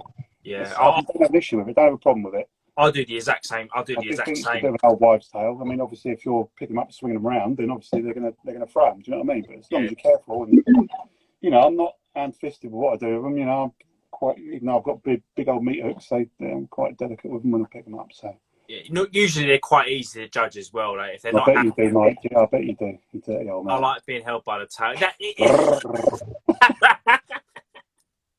So anyway, this guy, I tried to ignore him. He's too much, Michael. He hasn't mentioned red diamonds yet. Have you noticed that? Is the amber sunglow your line, Dave? This is a me question. So you got any background on that? Because of mate, they're the most colourful. Yeah, I got again. I had a little spate of importing stuff from America back in the day. There was a guy out there called Ohio Geckos. I don't know if he's still going or not, but he had a really nice sort of super hypo tangerine line going on that was het for Tremper, and I picked one up from him, who I named Amber. Funny enough, not after your girlfriend, because obviously didn't have a girlfriend. But I thought that was coming. Yeah, but I picked her up. I had a couple of super hypos here, and I just put them into my super hypo line and started my own sort of sun glow project. The idea was to sort of go and make a sun glow with a full carrot tail with a deep orange colour. And when I started that, I think it was about 2013, 2014 again, it's all on the website. The Amber Project's on there, so you can read about that on there. Last year I sort of started hitting the year before last, I started hitting the full carrot tails. And it's been quite a long journey, sort of 6-7 years to get there. Yeah. I'm just looking for the male now, actually. It's the colour of them, Dave. He's flown areas. I found him. Is that an amber sunglow you got there, Siobhan? They're just... No, not the amber sunglows. they're a different level. Yeah, just Jesus Christ. He's got the full tail as well. And he's another one who's starting to slightly go orange underneath as well. Yeah. Amber sunglows are the bollocks. They actually glow. They do. They do. They might live up like a just a average Tremper, but I mean, they sort of blossom. You'll know within sort of, by the time they get to 5 or 10 grams, you'll know it's going to be a good one. Definitely. Yeah. I won't lie. It was the amber sunglows that made me fall in love with Trempers. Yeah. So started a whole different thing for you, I didn't never had a single. Well, I never had very many trampers in my life, and every time I did, I was like, I just wasn't into it, so I always moved them on and kept the bells. And then these came along, and it was a whole different story. Yeah, they're just absolutely incredible. It Look, was. Cool eyes as well. I love the eyes on them, man. They're just. I mean, it was one particular sunglow that did it for me. He's upstairs. Yeah, it's Dutch, the original male. ABC Geckos. That's I keep getting his name wrong. It's Bradley Perry. I think he bought one off of you. This show that just Yeah. Oh, is that Brad? Is it? Yeah, Okay. absolutely stunning. Absolutely stunning. Yeah. That is it a various tangerine line gone into him? Is it mandarin or anything? Because No, it's nothing. No, it's no mandarin, man. It's just whatever this guy had in his super hypos. You know, it's just a super hypo line that I picked up with him, and I've merged it into like the super hypos that I originally bred into copper. That I sort of took into one side and started my own line, and I just wanted to bring a bit more fresh blood and colour into it, and she just knocked it out of the park. You know, she produced the first real stunning, decent orange. I mean, a lot of super hypos you get are more yellowy than orange. You know what I mean? But she started knocking out some nice orange babies, and I thought, oh, I want something here, you know. So that's it. They have their specific look to them. Do you know what I mean? It's like when you see it, when you see an amber sunglow, like even if someone don't post amber sunglow, it has that look to it. You're like, is that an amber sunglow? Do you know what I mean? It's like they got that red hue to them. It just well, I'm probably going to put them mandarins crossing to them next year. That'll be my mandarin cross for next year. So I didn't do them this year because I was going to put the male to an amber female, but like I say, he wasn't playing ball. So but yeah, I'll be doing it next year for sure. Yeah, with the mandarins, just to see if it makes. It should make some awesome super hypos, I would have thought. So somebody's put, can you show my gecko? Do you know that? I have no idea if you know that person. Can you show my geckos? Love is lost 666. Who are you? Love is lost 666, and I'll see what I can do. So we have a question here. It says you both have literally the best animals, and I was just wondering what supplements do both of you use, and also what's your views between tubs and vivariums? Well, I'll kick off. I mean, it's Hannah. Yeah, I've got yours, Hannah. I'll show you in a sec. Yeah, I pretty much always use tubs. I had one viv to start with the first 3 or 4 geckos that I had. There's a big 4-footer, and I had 4 in there, which, you know, we've all done it, a coab, and you learn from it. You know, it's the only way to learn. I think you know, people can tell you stuff and whatever, but you learn from your own mistakes and whatever. But yeah, all mine are in tubs. I've got 4 vivs upstairs I need to set up for 4 that I'm retiring. Copper's going to go have his own viv. McLean. Copper being retired? He's going into a viv, mate. Yeah, I never bred him last year either. I kept him in the tub last year, but I bought the vivs last year, but I just had time to put them together, mate, to be honest with you. That's going to be a winter project. They're all going to be like bioactive and stuff, so it's going to be kind of cool to have that. Yeah, it's going to be good, man. Good. And you... my sunglow male's going to get retired as well, Dutch. He's named after Arnold Schwarzenegger's character in Predator, if you don't know. Sorry, mate, I just spat on you there. Yeah, he's the guy from Predator. And then one of my bell females, who I won't show you because she's not around at the moment. She's up. You can show because she's sitting right in front of you, I think. Retired. She should say retire to a viv on her. Yeah, go on. She's one of my original. Yeah, sorry, Jazz. Did I get you? Made you jump. Yeah, she's one of my original sort of red stripe, bold stripe. Oh wow, she's amazing, mate. I mean, in the day, she's on again. There's a picture of her on the website back in her heyday, and she was phenomenal. Oh, that is. You never find them that clean either. Look at that. Mr. G Breeder, watch this space, my son. Watch this space. That's what I'm going to say on that. You got red diamonds coming, Dave.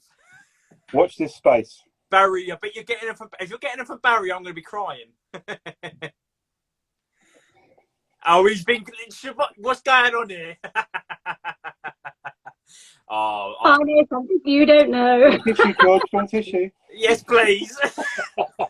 Honestly, I've crossed. I've got a red diamond. I've crossed. You picked it up from me last year. Time Yeah. thing, weren't it? Yeah, that's right. Yeah.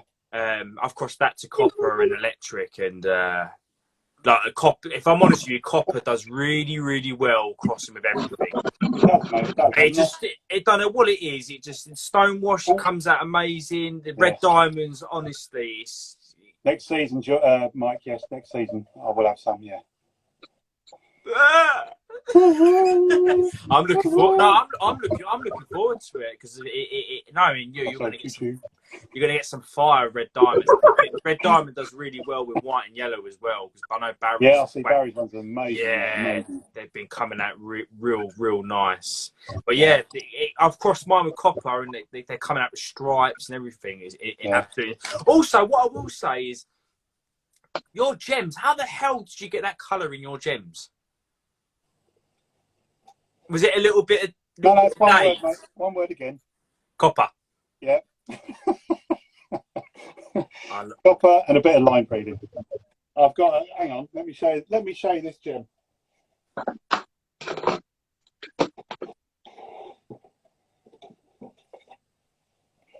Very nice, Siobhan. Very, very nice.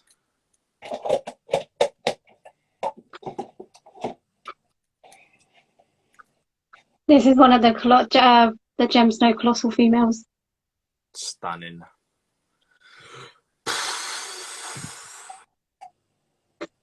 Gem Snow copper. Jesus Christ.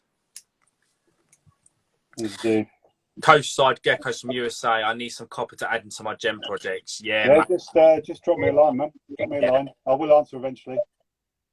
Look at that. I'm speechless. Just how did you do this? Yeah, look at that. Look at that. Just add copper. You're happy with that, aren't you? Yeah, I love this guy, man. Again, it's another line. It's called the CWG line. Just that's his initials. Just because it's like copper, white, and yellow gem snow. So, oh mate, it just kind of makes sense to him, CWG.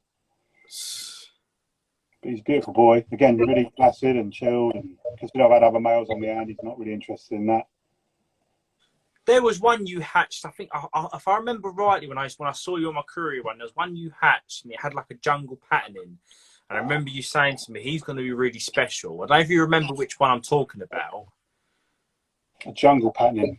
Yeah, it was one from the gems. Coastside said, "What was that you were holding right now, Dave?" That was a gem snow copper, mate. Gem snow copper. Coastal side, he works with loads of gems. So, yeah. Someone said, "What's your favourite snow?" as well. No, sorry, James, it's not Tug. My favourite snow is Gem. Gem Snow for me. I've got a lot of mats as well. Gem just kind of tips it for me.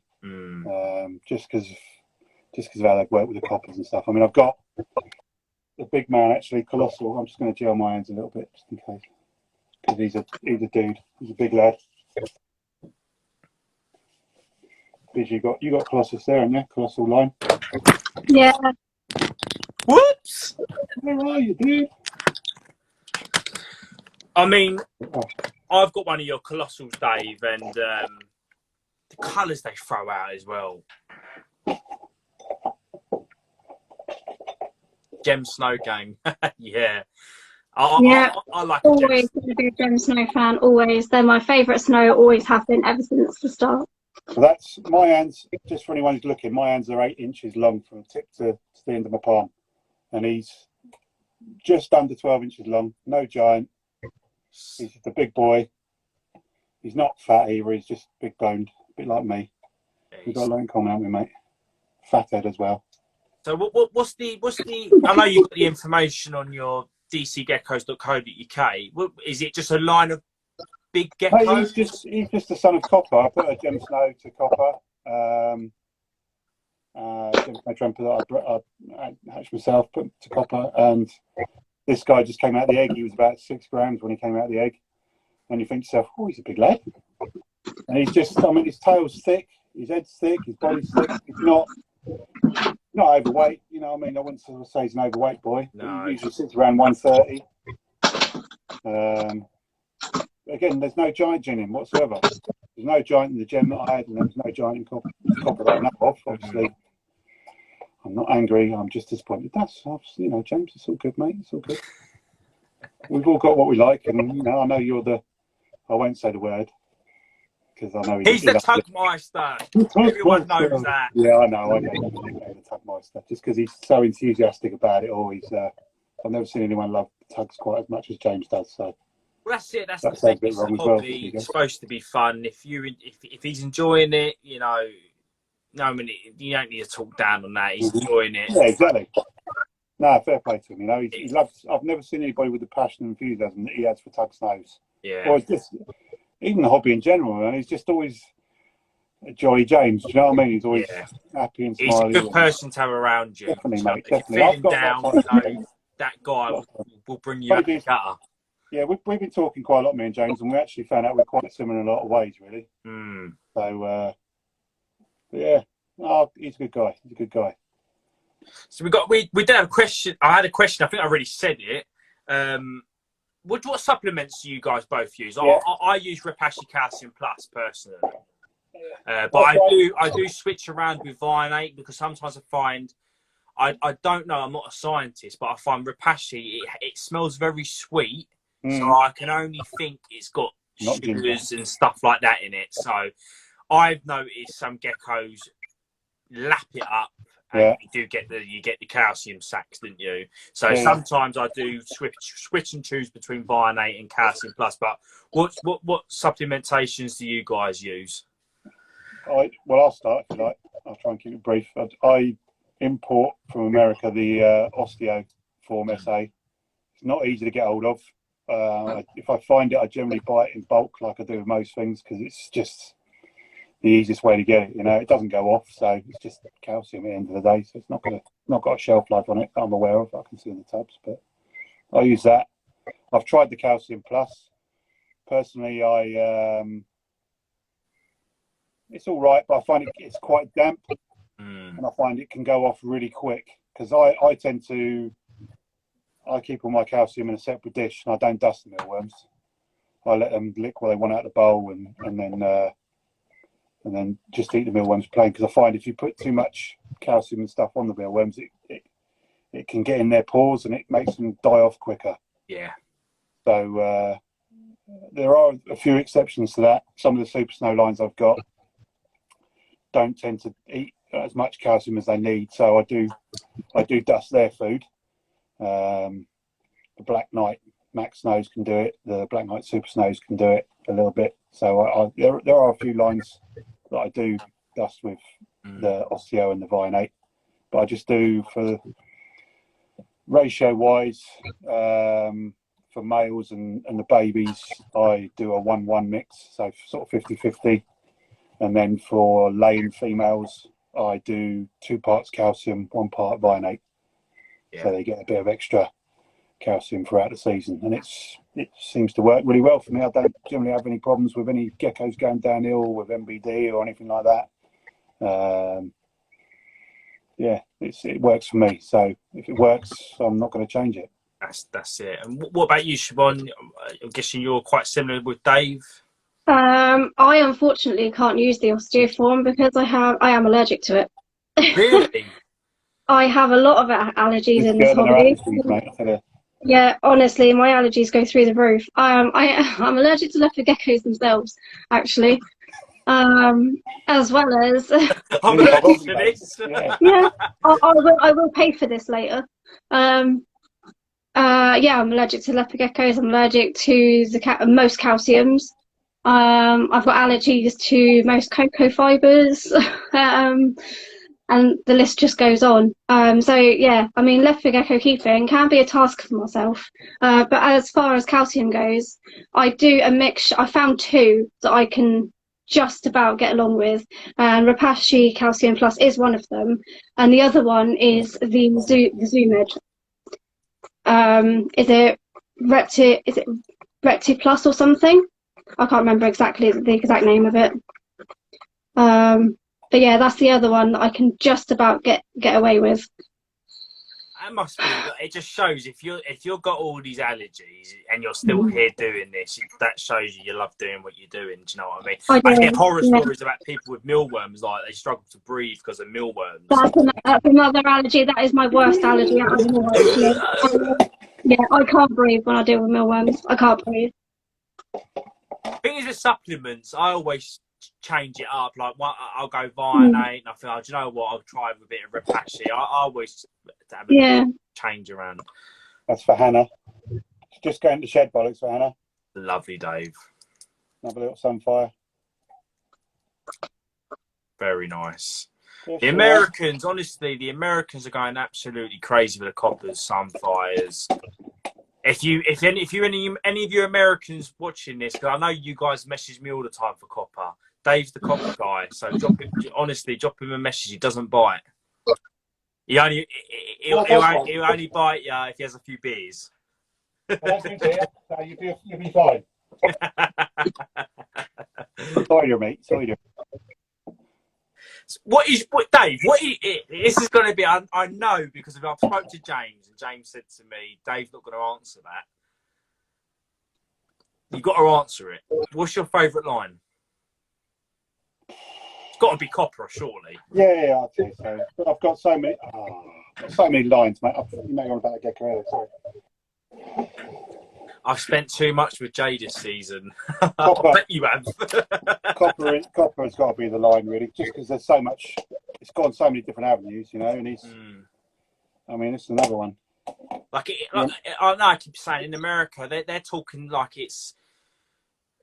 We're fortunate. They basically say we're fortunate. Like, you're lucky. You guys have got, everyone's got, like, not everyone, but a lot of people got coppers in the UK. You guys are lucky because of Dave's on our doorstep. Pretty much. Look at that. That's a Black Knight copper tremper, pure copper tremper cross. That one. Look at that. And it's just a different look to it. I mean, you can tell by the tail. It's just. They've got like a purple, like a ain't they? Yeah, when they're a bit younger, they hatch out really sort of like dusky pink colour. Yeah. I've never seen nothing like it, mate. Really, when they come out the egg, it's just something different. I've got a couple of those females from last year. I managed to hatch a male or two this year, didn't I? Everything went in for male because I was determined to get a male. So, because they were non-albinos that I bred, the male I bred to them was a non-albino. It was like potluck whether I get a tremper come out or not. But yeah, he did. He popped a few, and again, SP's got a couple of them knocking around as well, haven't you? I do indeed. Yeah. Silent assassin over here. Yeah. Randy pops up a photo, and you think, "Oh, I didn't know she had that." yeah, dark horse, mate, dark horse. Like I said to you earlier, Dave, when Black Knight first came out, and you see Black Knight Tremper, I remember thinking, well, why? Do you know what I mean? It's like, why would you want to put an albino to try and wash out that black sort of thing? But now I'm seeing people line breed with Tremper, Black Knight. You're getting these pink, purple-looking geckos. There's a lava project, I believe. I think it's in Germany. Yeah. What a beautiful animal! It's got, like I said, that chocolate look to it. Yeah, I crossed them into the bells last year, a few years back, and I hatched my first Black Knight Vel Albino this year. So she's upstairs at the moment, so she's not really. I think she was in sheds, which is why I brought her down. But yeah, I've got one Black Knight Vel up there as well. She looks quite purplish, and someone who likes purple geckos tried to take her from me, but she didn't succeed with that one. So was that no, she's staying here? Yeah. What is your both of your? Because I know you're both working with various other Black Knight stuff. Because I've seen there was one Black Knight cross you had. I think it was with a snow. It had that white stripe in the back. Jesus Christ! But we have a question here. What is your projects within the Black Knights? Because I'm pretty sure you're both working with crossing it to other things. And the main reason for me for getting the Black Knights was to try and create like a pied black and white gecko, like a pied super snow, but with the pattern actually solid black. So that's the main reason why I got them. I'm probably going to focus more on the Eclipse side of things now with them than the actual pures. I've still got some pures that I will be breeding still. But yeah, the Eclipse kind of interests me a bit more because they all look a little bit different. I've got one here actually. I did bring one down. I can just show you what the Max nose look like. Whilst he's getting that out, here's my little hard wiki from earlier. Oh, look at that. Where are you, little bugger? They're so rare as well. It's ridiculous. They're like gold dust over here. Yeah. Is it? I don't know much about hard wiki and because I know you do, Siobhan. Is it still? Because I know when Matt had them, it was seen that males were hard to produce. Is that a thing? They are slightly harder, yes. Because they're not temperature based like your average leopard gecko. So it is a lot harder to get the males, but when you do, just keep them, honestly. Because they're the ones who's going to further everything for you. I mean, I've got a trio, and I'm hoping one of them's male when they get bigger. I've got a trio in the fingers crossed that one of them ends up male, but you can't be sure. This is the problem. This is what I always say to people, even when I had the courier.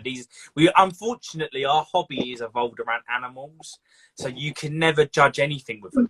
You can't. No, you never know what's going to happen with them. it's just one of those hobbies where you can't take anything for granted. Yeah, you can't take anything for granted in this hobby. You have to appreciate what you have. Oh, that is absolutely incredible. Look at that. There you go. You can have your limelight with that beauty now. Oh, nice, Dave. That's a Black Knight Max Snow Eclipse, that one. Cool. See, this is what I don't. I have this question for Jay all the time. How the bloody hell do you? Because some of the Max Snow cross the Black Knights hatch black. Yeah. How would you say? Okay, that's a Mac. You can see usually there's some. I don't know if you can see in the back of that. There's a little stripe on it. Yeah. And that comes out generally white. Right. On them. So yeah, rather than saying it's just a non-snow, I would definitely say that one's a snow. Stunning, mate. It's got that specific look to it as well. That's definitely a girl. Yeah. There was one you brought to the show. It was a small lad. It was stunning. I think it was pied as well. Pied? I'm pretty sure it was a Black Knight. He had the Eclipse void on his head. Yeah, that's right. Yeah. Look at him smirking like he knows. Yeah, I know what you mean. I haven't got it down here with me. I've got something similar, I suppose. So, are you both working on that Panda project, that Super Snow Black Knight Eclipse? You know, with the black gecko, white head. I am definitely. Yeah. That was my reason for getting them, like just to get the proper sort of pied look to them. Like, solid black, solid white. Do you prefer the pure Siobhan, or would you say you prefer the crosses? I love a very good mixture of them, to be honest with you. I think working with Black Knight, there is so much potential behind them, a lot more than what people believe. I mean, yes, it's hard. If you haven't, with a variety of Black Knights out there, it can be hard for like the different bands that you can get, like the ones that look like normals and the ones that are jet black. You know, everything weighs the balance somewhere down the line, but you could have a basic Black Knight as such with very, very little black pigmentation, and you can still hatch out gorgeous black geckos from it, you know. So I personally, I mean, I didn't have what I've hatched out this year came from lighter parents. Yeah. So all those black ones that I posted this year came from lighter parents. Well, not all of us can throw $2,000 on a jet black gecko. Do you know what I mean? No, exactly. So, like, exactly. It's just what I always say. If you want to work with Black Knights, you don't always have to get the darkest ones straight away. You can get the lighter ones, and then every time you get a darker hatchling, you keep back that hatchling, and then that's what you pair back. In every year, it should get darker and darker. That's gorgeous. Absolutely stunning. Jay's going to message you tonight. I don't know if Jay's watching, but he wanted to see the whole back, so I'm keeping. That's one of them. He's going to message you. That's what I'm going to say. That's, wow. I hate to say it, but that's the not quite so good one. Really? The other one is here. Not so quite good. Yeah, it's got a little bit. Wait of pattern on till it. you see the other one, and you'll know exactly what we're on about. But yeah, back to what. But yeah, I mean, I love working with a mixture, to be honest with you.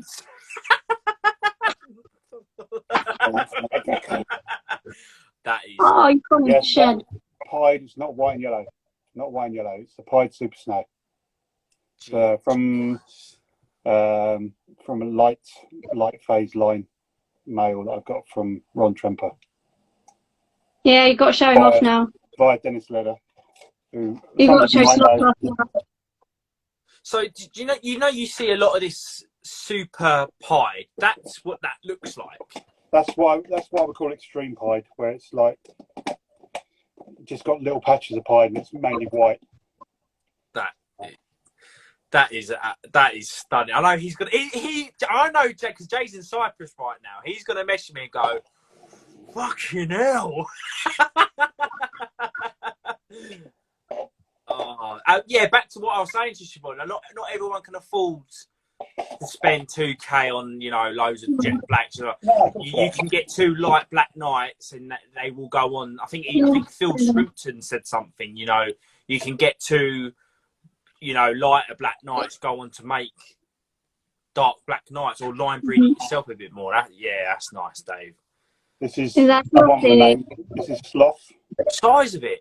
Yeah, he's a big old soup snow. He's not direct from Ron Tremper's animal. There's a guy called Dennis Leder who used to breed Leos quite a lot. He's sort of more into tarantulas now, I think. But he's from Germany. He's another good mate of mine. And I picked him up from him along with a couple of females. But I call him Sloth because he's the go slow gecko. I remember this gecko. Even breeding wise, he goes up to the female and he's like, oh really? All right then. Yeah, he drags his thumb around and everything. He's got that. He's like, oh, just do it in my own time, sort of thing, Oh, he's absolutely stunning. He's the opposite scale. Look. But he's is that his boy? This is Hobbs. Oh yeah. This is his boy then. That's his boy. This is what I love about your collection, Dave. You've got grandmothers, grandfathers, great grandfathers. Like it is literally like a little time lapse when you go into today's collection. Stunning, mate. I love it. Love it. Look at that. I mean, a lot of people are working with the pied stuff. I know C&M. He's got some stunning pie stuff, but size. The thing is, the size as well. I can't remember. I think he did. I think Chris did have one off me last year. I think, or the year before last. I think he came down to get it. I could be wrong. Might be wrong. But yeah, he's a dude. He's got like high white sides. A lot of people would confuse it with white and yellow, because he's got really high white sides. But he's not. He's not white and yellow at all. He's just a high white sided super. What's your thoughts on the white and yellows, you two? I love the gene, I hate the gene. The gene, I love it. Sometimes you pair it to a tang and you go, are you white and yellow? Yeah, there's this low expression people talk about now, isn't there? Because of I know there's a few people in America that say they I know it's their opinion. They say we think it's a line bred trait because of you can have a gecko that don't look white and yellow that will go and produce white and yellow. It's definitely co-dom in my opinion. But I find it annoying. I love it, but I find it annoying. White and yellow. White and yellow. Yeah. I think if you're responsible with it, it can do amazing things. Yeah. You've got to be responsible. Like a few people say, I know Stacey Leyland is quite down on all how you should be with white and yellow stuff. And yeah, she's right to with what she says really about it. If you get white and yellow syndrome, then you've got to make sure it's not repeated. Yeah, exactly. Yeah. And you just don't, you retire it. I mean, to me, if you put 2 white and yellow geckos together, I've done it loads of times, and I've not really had any problems with white and yellow syndrome, to be honest with you. But if you do find that those 2 together make white and yellow syndrome, then maybe try them with another gecko and see whether make white and yellow syndrome with that particular gecko, you know, because it might just be a bit like some humans don't mix and they can't have babies, or the babies they have, they all genetics just ain't. Yeah, there might be some. Yeah, there's some aren't compatible, are they? Line bred, or not line bred, but that's a bit hard to say. But like a hereditary disease that gets passed down from parent to parent, parent to child, and whatever. And it might be that way, that two geckos just don't quite mix genetically to create the healthy babies. Yeah. Nobody really knows for sure what it is. I mean, we can all speculate, and everybody's got an opinion, and I don't diss anybody's opinion on it, really. You know, we've all got to try and figure out why it happens. Yeah, I've not really had many problems with it myself. I've had one or two, but then I've had similar things where there's no white and yellow involved, and still some geckos come out with neurological issues. So you think to yourself, is it just the white and yellow thing, or is it just a neurological thing? It it's probably like you just said with humans, you know, you get people that hatch out with people are born with, you know, disabilities, you know, people. Welcome to the world, George. Yeah. So yeah, it's like us, you know what I mean? So like things can happen. Like you said, you can. I've had geckos that have hatched from non-white and yellow pairings, just an incubation fault, and they have that star glazed look. You know what I mean? So things do happen, but you've got to be responsible with it. If you're a breeder and you're selling to other breeders, and you've got white and yellows, and you have got spins, you can't be passing that on. Do you know what I mean? So I totally agree. I totally agree with Stacey, for sure, 100%. Hot dog. These comments. This thing. What about you? Mean Mickey? I'll tell you something about Matey from Fight Club or something. Is he, or not Fight Club? The Gypsy, Mickey the Gypsy, isn't it? From yeah. Well, Brad Pitt. You got any dogs? That's it. Yeah. I got all the questions here. Let me just have a little look. I'm not quite prepared. So what would you both say is because you both probably got your own views and your own opinions. What would you say is the most underrated morph and the most overrated morph? I'll start with Siobhan this time. Overrated. And a lot of people might dislike me for this, but I think black knights are overrated. I agree. I'm going to say punch nose, personally. I think they're a bit wishy-washy. It's not your turn, David, but go on, Siobhan. Go on, Siobhan. You have your turn. Oh dear. And underrated. I'm not quite sure, really. I think the eclipse gene can be underrated. There's still so much potential behind it. And people don't realise. I mean, yes, it can wash out colour, but it can also enhance it. Yeah. And it genuinely depends what you put the eclipse to, as to how it can progress, or well, it either progresses it, doesn't it, or it doesn't. You know. Eclipse is one of my favourite genes, personally. It's one of mine favourites. Yeah, you get snake eye. You know, that's the reason why I love it. It's the snake eyes that do it for me. Oh, I'm the exact same. I got a green line that's hatched with. Do you know you get a snake, a typical snake eye, but it's like reverse. It's like the other way round. Yeah. Oh, it just looks like he's going to act to me. Honestly, Dexter from You is the most cross-eyed gecko I've ever seen in my life. But it gives him character. You got to really what you're doing. You want to open up a tub and get a gecko that makes you laugh. Do you know what I mean? The very reason. Yeah, he is the very reason why I love taking pictures of him all the time. It's his cross eyes. It gets me. It wins me over every time. I remember when you messaged me, went, I want him. He's brilliant. And then no questions asked. She threw the money. That was it. I want him. I love him. That was it. Yeah, and that was it. And then he came to me via yourself, obviously. And then, within a couple of days, I'd already taken pictures of him and sent them to you. Yeah, I'm happy you got him. What you do with your geckos, and when you take, there was a comment earlier. Don't worry, Dave. I'll get to you in a second, Dave. There was a comment earlier. Someone was like, Siobhan, your pictures are amazing. That's what I don't know whether it's just me, but when I sell a gecko to somebody and they're happy with it and they're taking all these photos, and that's what gives me a fire. I don't know whether you guys are the same. It's like, yeah. Yeah, I think it means that, you know, someone's proud to have something from you. Yeah. When they like showing it off, and when and it's nice to when you also get like the updates. Oh, I mean, 'cause the majority of people that have had geckos from me, I'm constantly getting updates, and it's lovely. It really is lovely. definitely. Look, I would It hold makes you back feel appreciated. 100%. I would hold back everything if I could, but you know, a lot of these Oh, geckos in you a can't heartbeat. hold If back. I had the space, nothing would ever leave my house. Honestly. Definitely, definitely. Anyway, Dave, most underrated and overrated morph in your opinion? I don't know, man. I don't think there I is knew he was going to say underrated. that. I don't think there is. You know what I mean?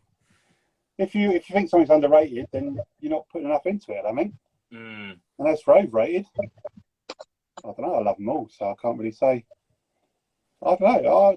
Maybe I'm in a different position to everybody else in a way, I suppose. Because I don't know whether it's experience, but there was something. Yeah, there was something you said to me that really stuck with me, and I'm going to say that to you straight. I came to you in a courier run, and I think it was a conversation I was saying to you about crap geckos and good geckos, and you went to me, "What's a crap gecko?" Yeah, exactly. What is a crap gecko? There is no I crap thought to gecko. myself, "What is a crap gecko like?" If you want to produce normals and there's a specific look in that normals you want to work with, that's what you like. Exactly. So what is crap? And then that's, to be honest with you, that stuck with me. So ever since then, I don't look at a gecko. I don't look at a gecko the same. I don't look at it and go, "Oh, that's mediocre." That. Yeah. Every gecko has its own potential in whatever do you know what I'm trying to say? And ever since you said that, that did stick to me. Yeah. I thought I started to get into an attitude where, oh, that ain't white and yellow like a fancy name. That's not worth it. But when you said no, like on a real George, like what is a crap gecko? There ain't a crap gecko. So I understand why you're like, well, yeah. If we all like the same things, you know what I mean? If everybody thought, "Oh, yeah, that's the best thing," and then everybody thought, "Oh, that's crap," then you know, life would be boring, wouldn't it? You know what I mean?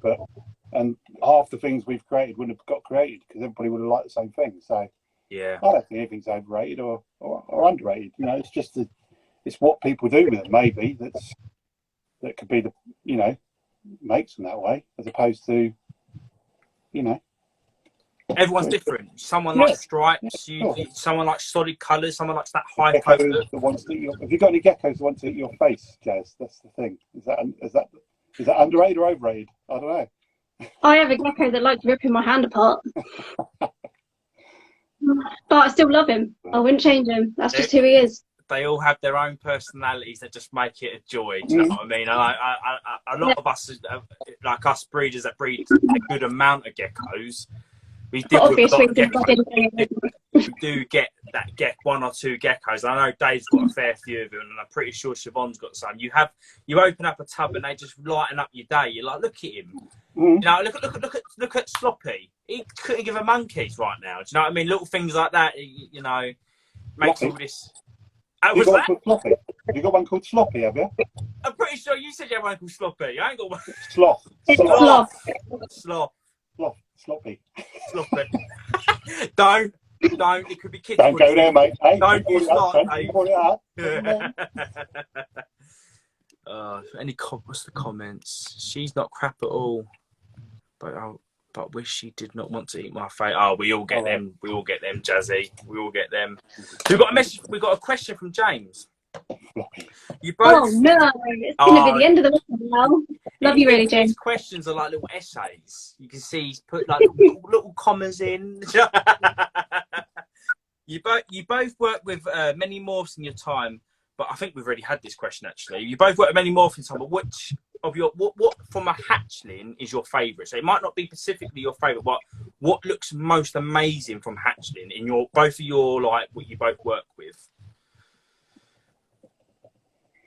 G's probably. I reckon G projects do edge it a little bit for me at the moment. I'm really into my G projects. We could talk about a little bit about you say go on and I'll talk about G projects afterwards. You say your thing. No, it's fine. You're going for a roundabout. I'm still trying to figure it out. All right, okay.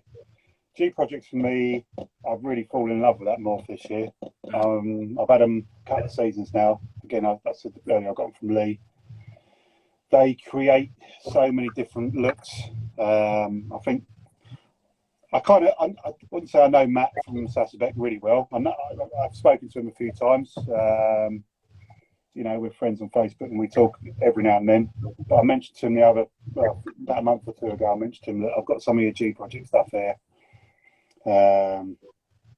Told him where I got it from. I said I want to try and be true to what you wanted to do with it all, like, you know, because I know he's still got a few bits and pieces there, but I was talking to him about clowns and what a true clown should look like, because again, I heard, you know, a lot of the clowns out there aren't what he wanted them to look like, you know, and it was really good. You know, he had a chat with me for a little while and he sent me a load of pictures of how he started the G projects up and what came out.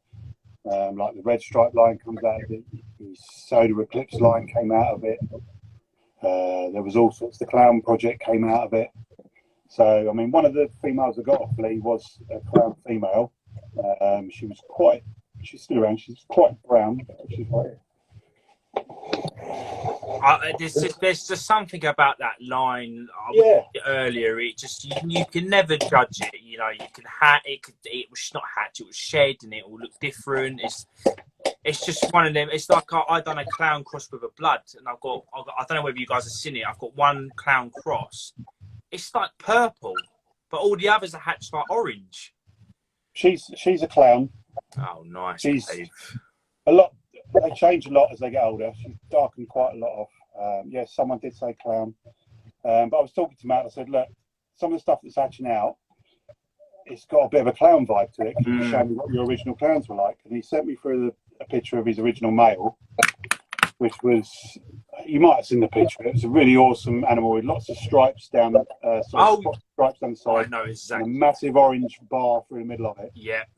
Absolutely stunning animal. And he said, you know, he told me how to sort of progress the project, really. I said to him, I want to be true to what you were doing, because he's, you know, there's a lot of stuff out there that's not quite true to what you wanted it to be.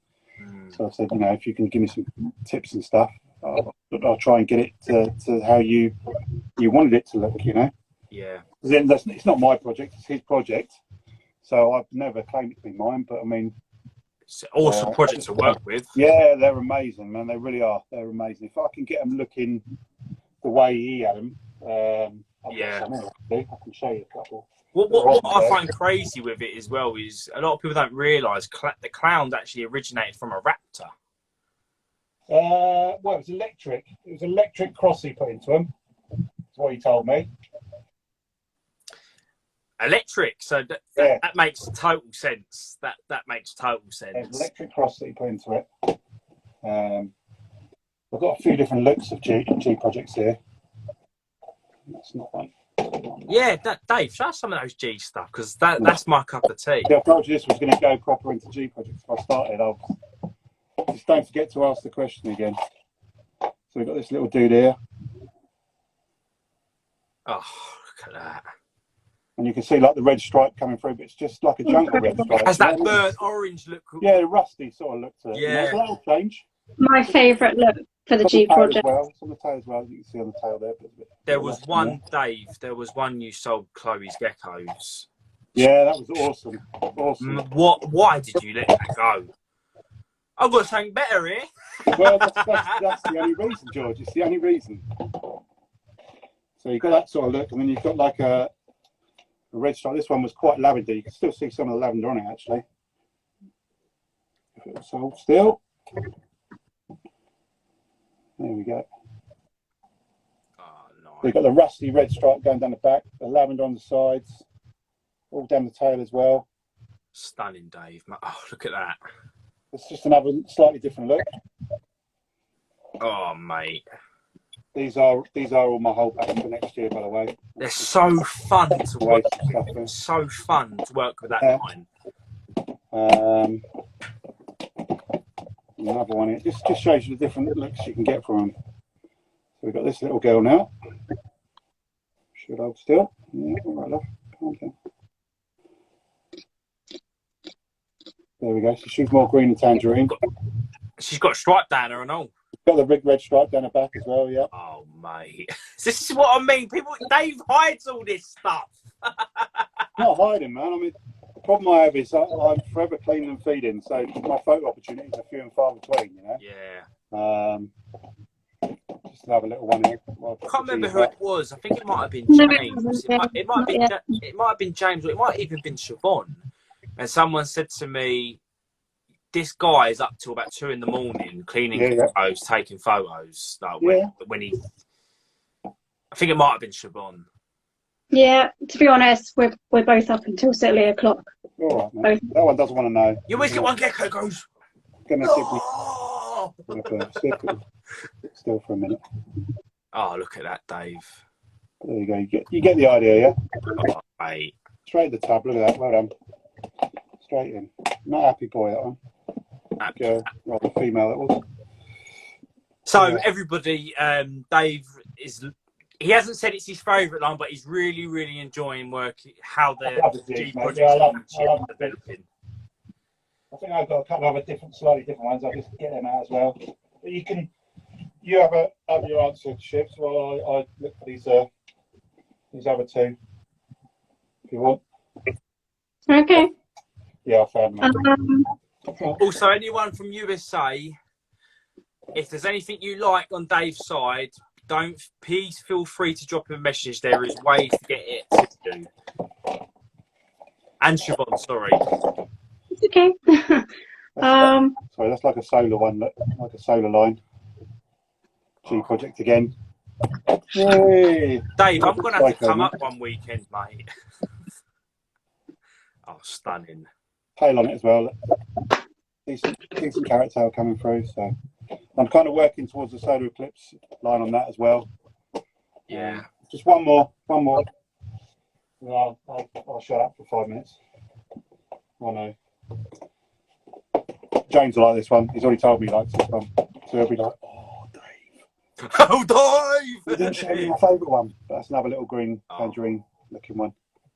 Very sort of clown. That's the sort of clown look people are thinking about these days, you know.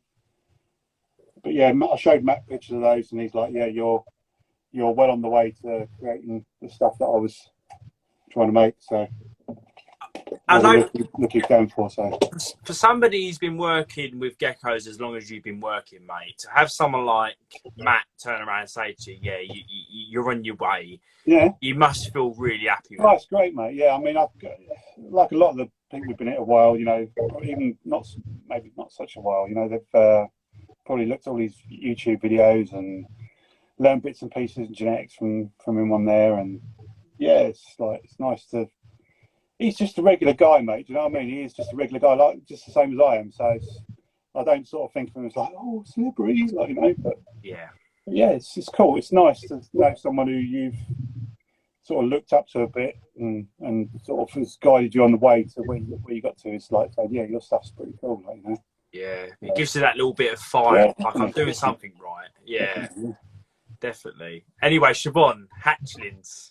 Yeah, come on. Out of just think, out of everything you work with, your amber sun glows, your bells, your black knights, when you hatch that gecko, because of all morphs are different how they hatch, aren't they? Like you do, like me personally, with the green lines, it's very similar to the G's. They're like I hatch and go, wow. What is it for you? You hatch and go, that is stunning. Honestly, it would have to be the bold stripe bells that hatch out purple, like this one.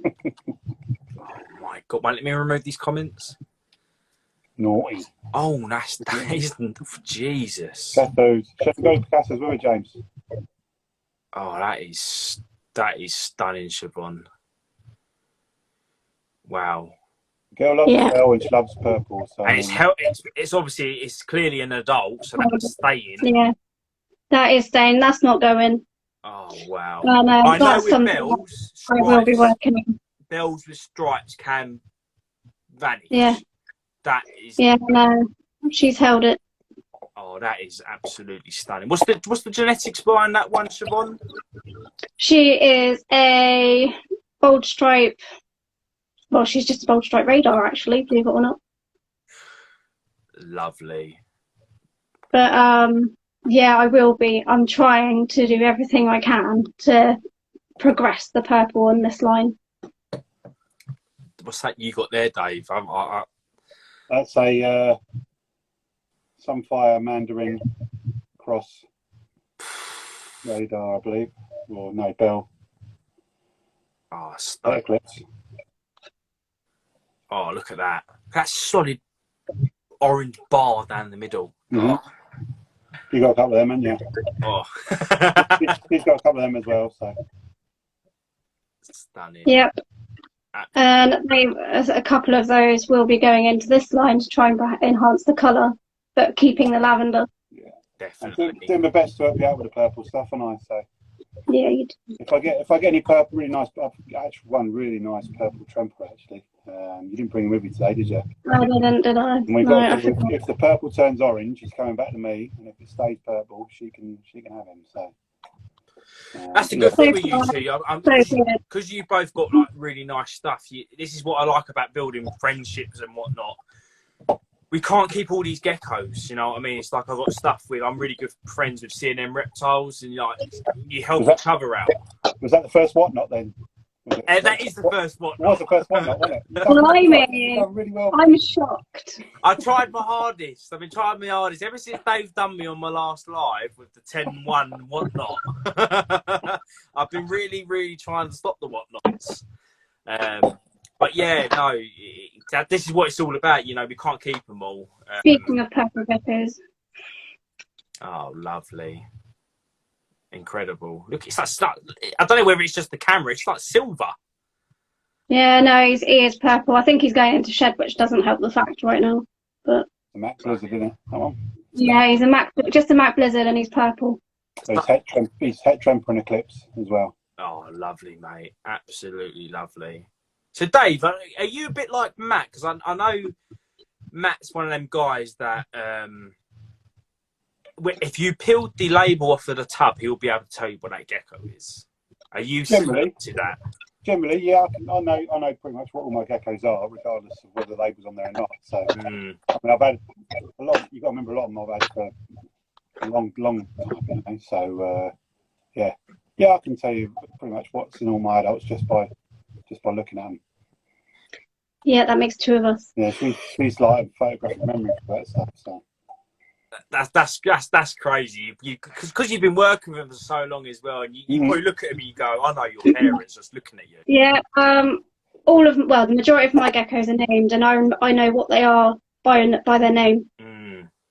And I can come here, and if someone's looking for a particular gecko, I can tell you where it is.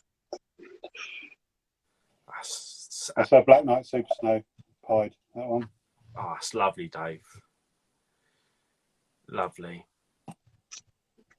The beach.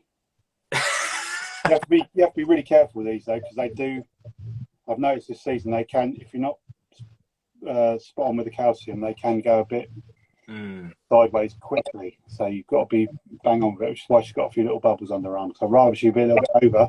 Yeah. Than on the other side of it. So I've got a question for you, both of you guys. Actually, do you find Super Snow and Eclipse is just a genetically weak combination? I don't want to say that to put anybody off, but you know, like Super Snow and no, they stay like they can stay a little bit on the smaller side, but yeah, no, not really. I mean, well, you've seen. I just showed you Sloth. Yeah, and he's like 90 grams. So yeah. True. I don't think, you know, obviously if you keep breeding, you know, inbreeding the smaller geckos together, then they're going to make more small geckos. But I personally don't think it's an issue. Have you ever, this is going to be a question that people are going to hate me for. Have you ever done Super Snow Eclipse to Super Snow Eclipse? Yeah. Because I have, and they produced the best Super Snow Eclipse you've ever seen. You're not going to get your extremes and your supers without doing that. Without it. Thank you for saying that. Because I know there's so many frowns. Are you shouldn't pair Super Snow Eclipse to Super Snow Eclipse? You hear all that stuff. Size of him and all. There's a boy, that one. That's Black Knight Universe, that one. Oh, lovely, Dave. Stunning. I don't know of many of them knocking about actually. So he's one of the only ones I've seen. Nice size as well. He's a good size boy. Lovely, mate. Your collection.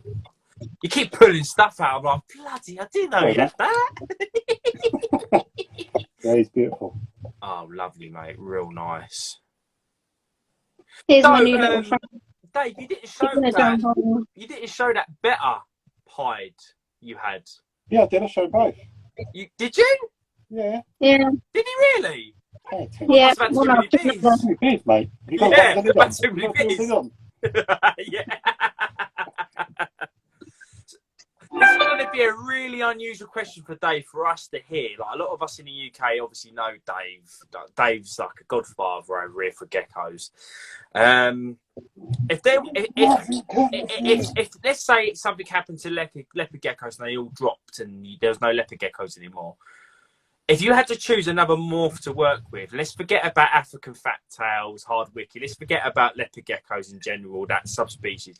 If there was another reptile you could work with, what would it be?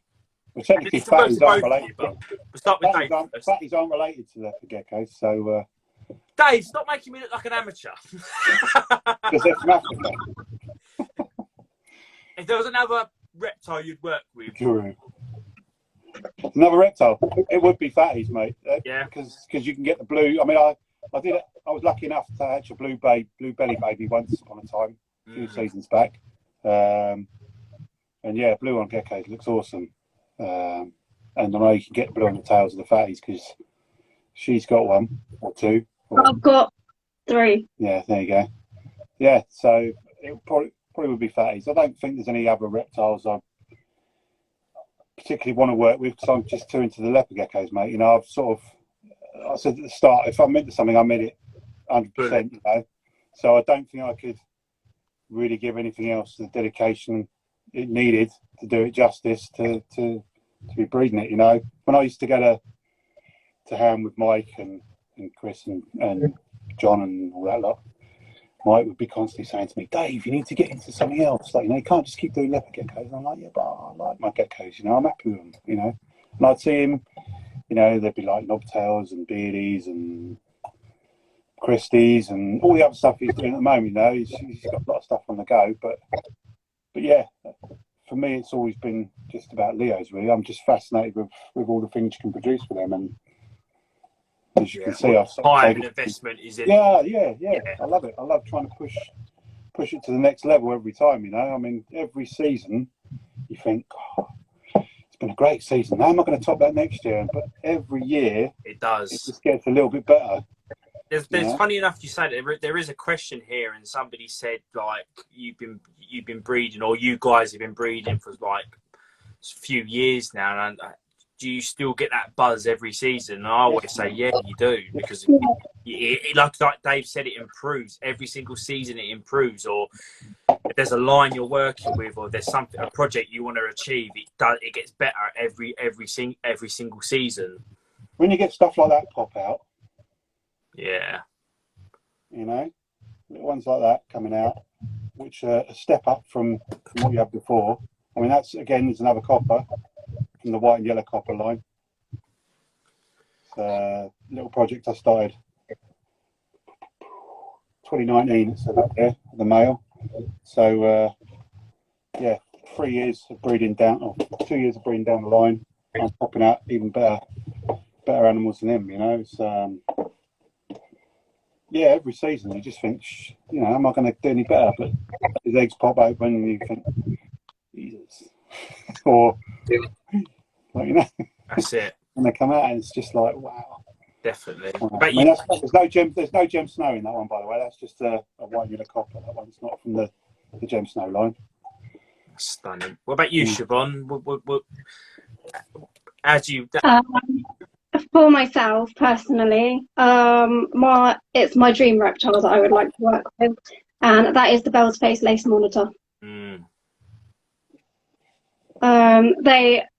One day, I swear, I will own one, or two. 2 would be great, but just having one would be incredible. Yeah. I almost had the opportunity to have one a couple of years ago, And unfortunately, due to a lot of circumstances changing around the family home, I couldn't get it. I just couldn't get it. And it broke my heart, actually, because it was the only opportunity I've had in my life to be able to get my dream reptile.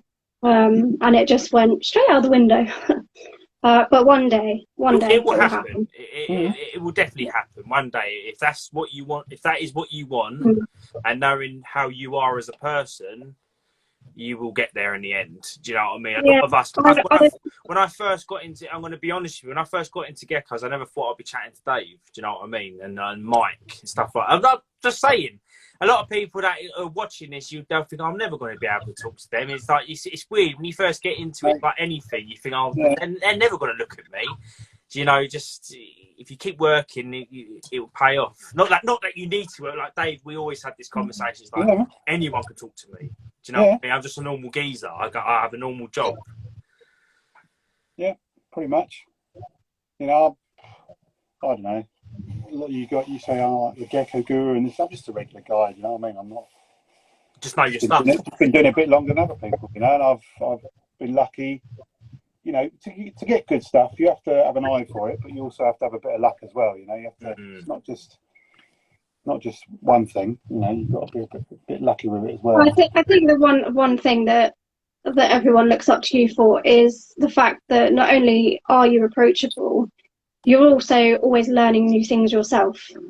Yeah. And you know, you're happy to tell the world that that you're learning. And every day, as like I always say, well, all of us say, every day is a learning curve, and you always learn something new every day. But it's the people that admit that there is always something new to learn, and when you learn something, to share it. I think that's what makes you the better person, personally. Definitely. I mean, I do feel like COVID has opened up the reptile community in different ways. I mean, everyone's always going to have their disagreements and opinions, and that's just natural. That's human behaviour. But I do feel like it's opened a lot of doors, COVID. Like, for example, the WhatsApp group chat. A lot of us never spoke to each other, really. Do you know what I mean? Until things, like, let's open a group chat, let's all chat together, and people are a bit more wanting to talk to each other. I mean, 5 years ago, let's say I go back 5 years ago when I first started, I felt like I was on my own. It was just me and Jay. Yeah, back then it was very small groups, wasn't it? And I think the fact that the reptile community is actually coming together it's a lovely thought, you know. And it's actually becoming a really, really nice place to be. Yeah, definitely. As long as you can have a laugh and have a bit of banter with each other, and not taking it too seriously, I think, you know.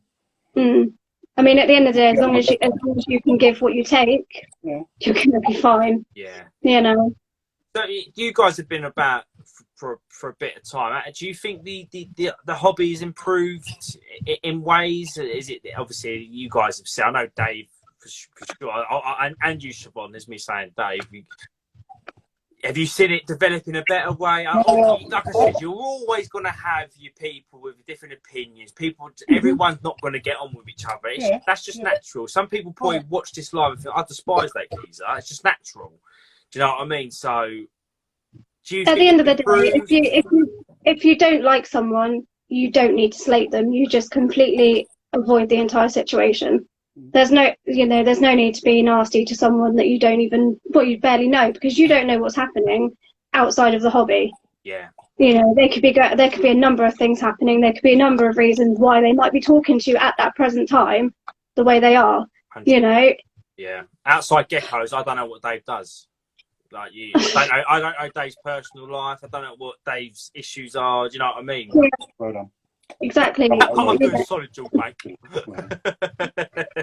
know, and it's the same for everybody. You know, we all have a life outside of the hobby, and no one knows that. Yeah. So we can't judge someone by what we know of them in the hobby. Definitely. I mean, I get a lot of people that view these, and like on the podcast and YouTube, they get the most of the views. I get so many new people message me and like, oh, I don't feel like I'm knowledgeable enough to like speak to you guys. I'm like, what are you talking about? Have to think that way. No one should be made to feel that way. That's I remember when I first got into it, I remember coming to the Doncaster show like a nervous dog, like, oh, oh, I don't. Oh, do you know what I mean? It's just it doesn't need to. It doesn't need to be like Dave is probably one of the most approachable people I know in the hobby. You know, you can say Yeah, anything. I mean, when I first started going to Donny shows, it was through Luke over at Leaping Cresties, and I was a nervous wreck for my first show. I literally didn't leave his side. And if I wanted anything, I was like, "Can you tell them that I really, really like that, please?" And that's my Cresty just gone AWOL. Come in, mate. It's not as bad as it was just Facebook. It's the worst. Still, yeah, it's just. Yeah. I don't think Facebook's going to be around much longer, mate. To be honest with you. Facebook's a funny place, and I think people take Facebook too seriously for what it is. That there's a life outside of Facebook. Yeah, definitely. I think a lot of people are on their phones a lot more. It's like me, even me. I'm on my phone way too much, and you just get caught up in stuff, and you just put it down for 5 minutes. You know what I mean? Just put it down. I try to when I'm it's not anywhere, man. If I'm at the show and I want people to talk to you, I just leave my phone alone. You know what I mean? You decided to jump at the wrong time, mate, didn't you? So there you go. Since when did you get a Cresty, Siobhan? I never knew you got a Cresty. This guy came via my ex-partner, actually. He bought him from Luke, and he could no longer take care of him, so I took him on. Because we're still good friends, so for the sake of the children, because obviously he's father to my children as well. So yeah, we're still good friends, and yeah, I took him on for him, and this is where he's going to stay. So stunning, absolutely stunning. Why? Yeah, the Gecko just put from experience going to Doncaster and talking to breeders was hard from experience in America. I've heard some horror stories about. That's Peter, isn't it? That's right. Yeah, he's a good lad. Yeah, he's cool. Yeah, Peter's a great guy. Great, really nice guy. I mean, yeah, all different cultures are different. I know in America it's very competition with sales and stuff like that because of they do it more of a business aspect. But you know, any hobby, doing football, driving cars, everyone's always going to say your car's shit or you can't score penalties. It's always going to happen, isn't it? It's, you know, I've got a big belly, but I'm still producing good geckos. Mate, I think that's one of the secret ingredients, to be honest with you. So. I totally agree, Dave. If you go into a show and you're seeing a guy with a belly at the table, you know he's got cracking geckos. Yeah, it means he's been standing at his thing for ages, feeding and cleaning his geckos and making good. Rather than spending 5,000 in the gym, you know, he's been sitting there eating sweets, cleaning his geckos out. Yams. Don't forget the yams. Ah. I'm pretty sure he said to me, "Hey, yum yum." I was like, "Oh, all right, mate." It's what you do with it is what counts. Jazzy's on form tonight, and she starts growing. I'll start growing it now, James. What do you mean start, James? Just do this. So, what are you looking for producing most next season, Dave? Out of all your lines, like your copper, if it was to do, I'm going to break it down for you. I'm going to ignore the G specs because I know you're loving the G stuff.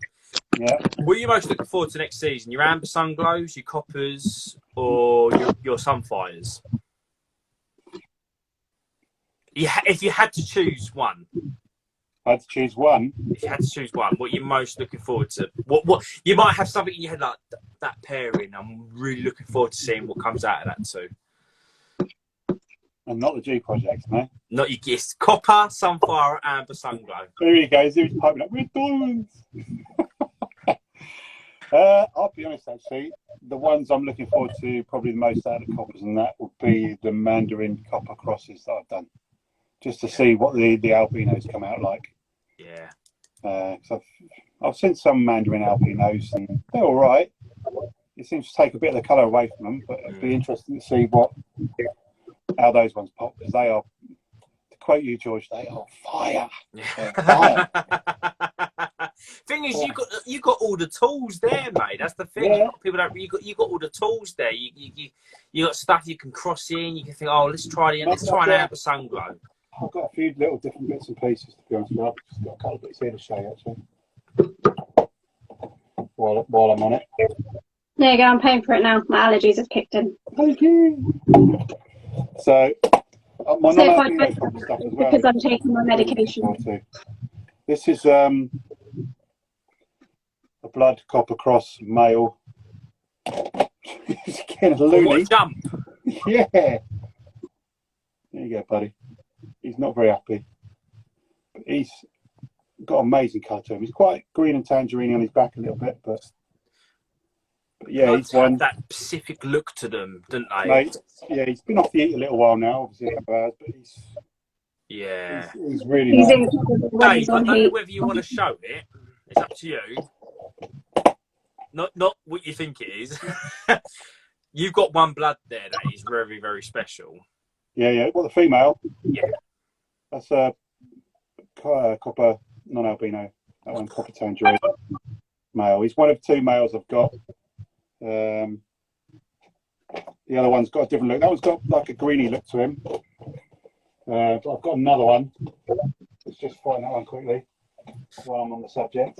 While Dave's searching for that, Ella just put, "Are you allergic to the other hard wikis, AFTs, and stuff like that?" Possibly. I mean, because I handle them, I do all the cleaning and feeding at the same time. So I handle the African fat tails and the hard wikis and the fiscus at the same time as I do the normal leopard geckos. Quite possibly, but without actually just handling them on their own for a period of time, I can't be 100% sure. But Nice. I can't imagine them being much different, if I'm completely honest. Yeah. Very That's the other male copper tangerine I've got. That's fire. He's a bit different. Like I say, he's proper clean. No black dots on him or anything. He's a bit different. So, again, you never know what it's going to throw out. Do you know what I mean? Two slightly different pairings and cracking looking animals. But you're on about that blood. Yes, mate. Honestly, it's probably one of the best Is tags. it the female I'm thinking of? Is it the... Oh, no, I think I know which female it is. All I'm going to say, Dave, I'm going to say one word and you'll know exactly what I'm talking about. Ron. That's what I'm going to say. Oh, Ron, okay. The one that Ron said was the prettiest animal. Well, there you go. Yeah. Just going to put that in there. Yeah. Well, he did say it. It was his words. So, where are you?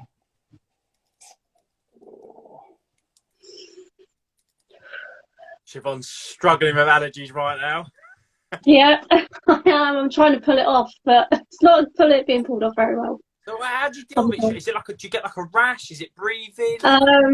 It starts with itchiness, and then obviously I do scratch it because it drives me crazy, and then I get into a rash, and then for some reason it just starts affecting my breathing, which I can feel my chest going tight now.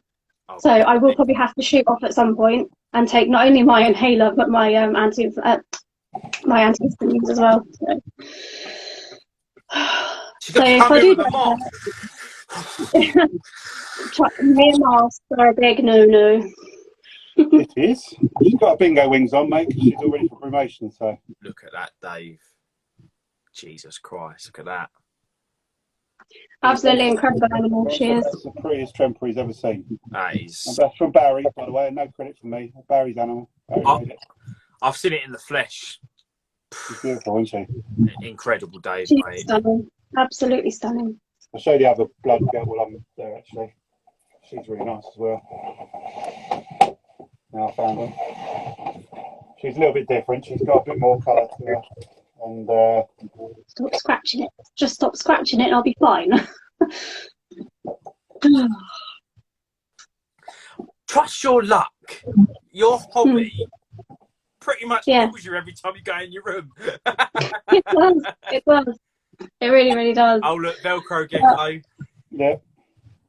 Is that a custom t-shirt, Dave? Nice. Oh, look at that. She's the other blood. She's slightly different look to her. Stunning. I've actually got her daughter here as well to show you. I mean, she's come on really nice. Her daughter looks almost identical to her, actually. So, looking at her. Yeah, Mr. G, that blood you got off. It's the picture you sent me. If it's one I'm thinking of, stunning. Oh, amazing, mate. Again, they come on. I mean, I looked at her today and like, bloody hell, you know. She's got to about 30 grams now, and it just seems to be sort of the peak. I mean, look at her. She's just solid orange. Oh, yeah. It's beautiful. Oh, look at that. that's a me gecko all over. Yeah. Yeah, Hannah, it comes just with experience and obviously comfort. When you work with loads of geckos, and you can just get used. I don't sort of grab it. It's just very light between my fingers. It's not like I'm going. Yeah. You know? I find when you pick them up by the tail and they're not happy, they make like this. They almost shake, and you're like, okay, they don't like that. They're cool, man. They all get picked up that way. It's nothing. That's at the start. It's nothing to have an issue with. They don't seem to have an issue with it. Really. They know when I'm coming. I'm going to grab them that way. So that happens from day one, really. Definitely. If anyone's got any questions, I'm out of questions on my book. If anyone's got any questions, hit them down below. Yeah. Also, I also want to say is make sure to hit Siobhan, SP Geckos, and David DC Geckos. They've got plenty of available geckos. Check them out. Hit them up at any time. Most down to earth people you will know. Dave's a bit of a wind up, just a heads up. Yeah. But yeah, great guy. So if you guys want any geckos, but be sure to hit him up. I don't know if Danny's still on from Tribal, but he was asking me about some of the. When I had a chat with him privately, he was asking me about some of my copper stuff that was. Unless it's worth a £5, Dave, I wouldn't bother. Something that was crossed the no, he's a bit tight, isn't he? Apparently. Any of you plan to work with Wacky? I'm not allowed to say this, but there's a few ciphers coming over end of this year. That's all I'm saying. So that's a pure copper Black Knight cross from this year. That's one of the males, and I'm trying to work more of the orange into the black with that. It's taken a while. I've been doing it for 3 or 4 seasons now, but that's the sort of Jesus Christ, the deepest orange one I've. He's proper lively. Come on, mate. Calm down. That's stunning. Yeah, he's got nice, deep, sort of sharp black to him, and the orange is there as well. So it's something to work on. I've got his mum to go back to him this year, so it should increase the black and the orange, hopefully, for next season. Definitely. Yeah, mate. You know your stuff, Dave. I'm not even gonna try and debate with you. You know your way around an orange gecko, mate. Yeah. There's no denying that, mate. There was a time I got a ham. I went one ham show, and I got all my geckos out and put them on the table, and it was like a complete table of orange. And I thought, well, I like it. But I thought, you know what? I can't keep just doing orange geckos. I know Barry will probably slate me for that because he's only tangs, and I know he loves his tangs. But there are so many other geckos out there I love. Yeah. And I just wasn't really. I just focused on the tangs to start with, and it's like, yeah, keep the tang stuff going. But Yeah, white and I keep saying white and yellow, but it's actually West Yorkshire Gecko said it. If it's not albino, would it be a copper or would it have to be from the copper line? So if you got a copper tangerine, yeah, there'll be a copper tangerine. Normal, it'll be a copper cross. Yeah, that's right. Yeah, you got it.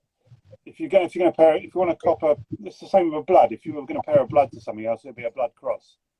So copper would be the line of tangerine that I'm trying to extract from the copper trempers, really. So I'm getting a black boy from ya. Yeah, a lot of people are getting a lot of geckos from you, Dave. Like you're a big name out here, man. It's not what it is. It's obviously you can see the quality. The same with Siobhan. It's the vast collection you got as well. You got so much stuff. You got gems, you got mags, you got black knights, you got bloods, you got mandarins, G projects, you got colossal. The list goes on. Same with Siobhan. Her Picassos are just absolutely outstanding. Oh, look at that. Let me just get rid of these comments quick. Let's have a look. Oh, look at that. Stunning, mate. Stunning. It reminds me of high contrast, but I know it ain't. I prefer bright stuff. But then, I don't know.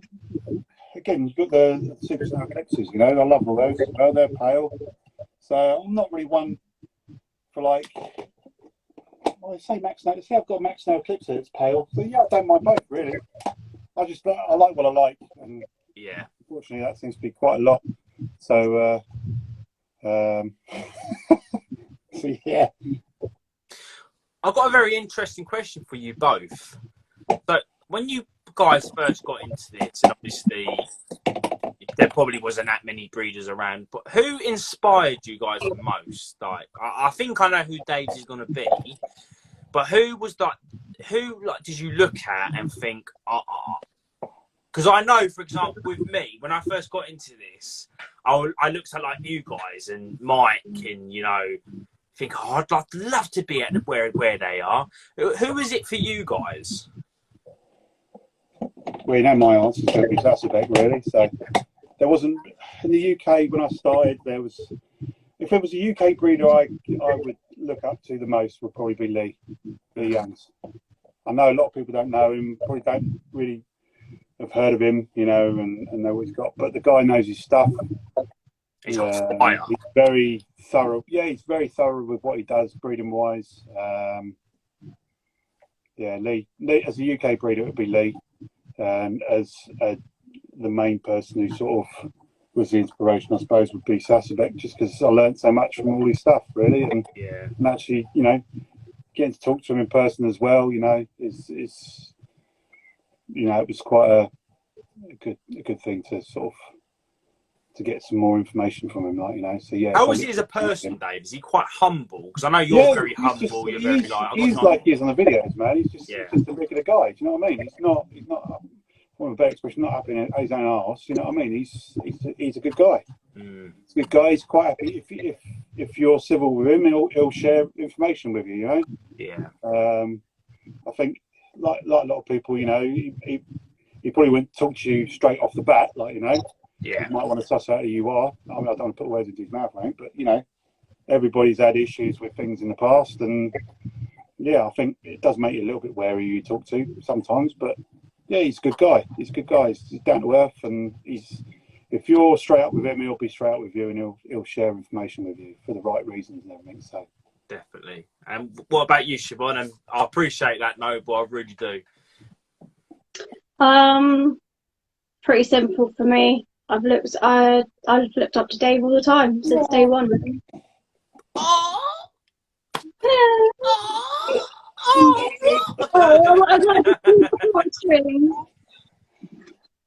What line are you most proud about, Dave? That's what Hannah's put. It's got to be copper. Man. It's got to be. Yeah. There's so much with it. There's so much from something that, again, was just a simple. I want to make a tangerine tremper. From what it's grown into, there's copper crosses. I've got blood copper crosses. They're amazing. I've got the mandarin crosses now. I've got the white and yellow stuff. I've got the true copper raptors, which Chloe was asking about. Yes. Dave, it must be nice. I know you're humble. I know you're like, I've done some nice stuff. If you decide tomorrow, I'm going to stop this collection, or I'm not going to do it, you've made your stamp in this hobby that for the rest of your life, you at some point, you're going to have someone message you, go, hi, mate, I know you used to work with coppers. That's what's going to, you know what I mean? You've made that stamp in the hobby now. Yeah. Well, I haven't really told many people this. This is BB, by the way. He's a big first true copper raptor I produced a few years back. Oh, nice. So he's the daddy of that project, But yeah, I got approached. I got a message from a gentleman from Japan, and he's messaged me. He goes, he said, I'm doing a book, mate. Well, not like that, because obviously he's Japanese, but he said, I'm making a book, and I'd like to include your sunfires in it. And I said, okay. I said, well, he said, can I use some of your pictures? I said, yeah, help yourself. I said, have a look for my website. I said, I've got the copper stuff on there that I've done as well. And he's like, really? Is that you as well? I said, yeah. So he's put the copper and the sunfires into his book he's made. And he said, how can I thank you, sort of thing. So I said to him, well, if you don't mind, send me a copy of the book. Because it's all in Japanese. I can't read it.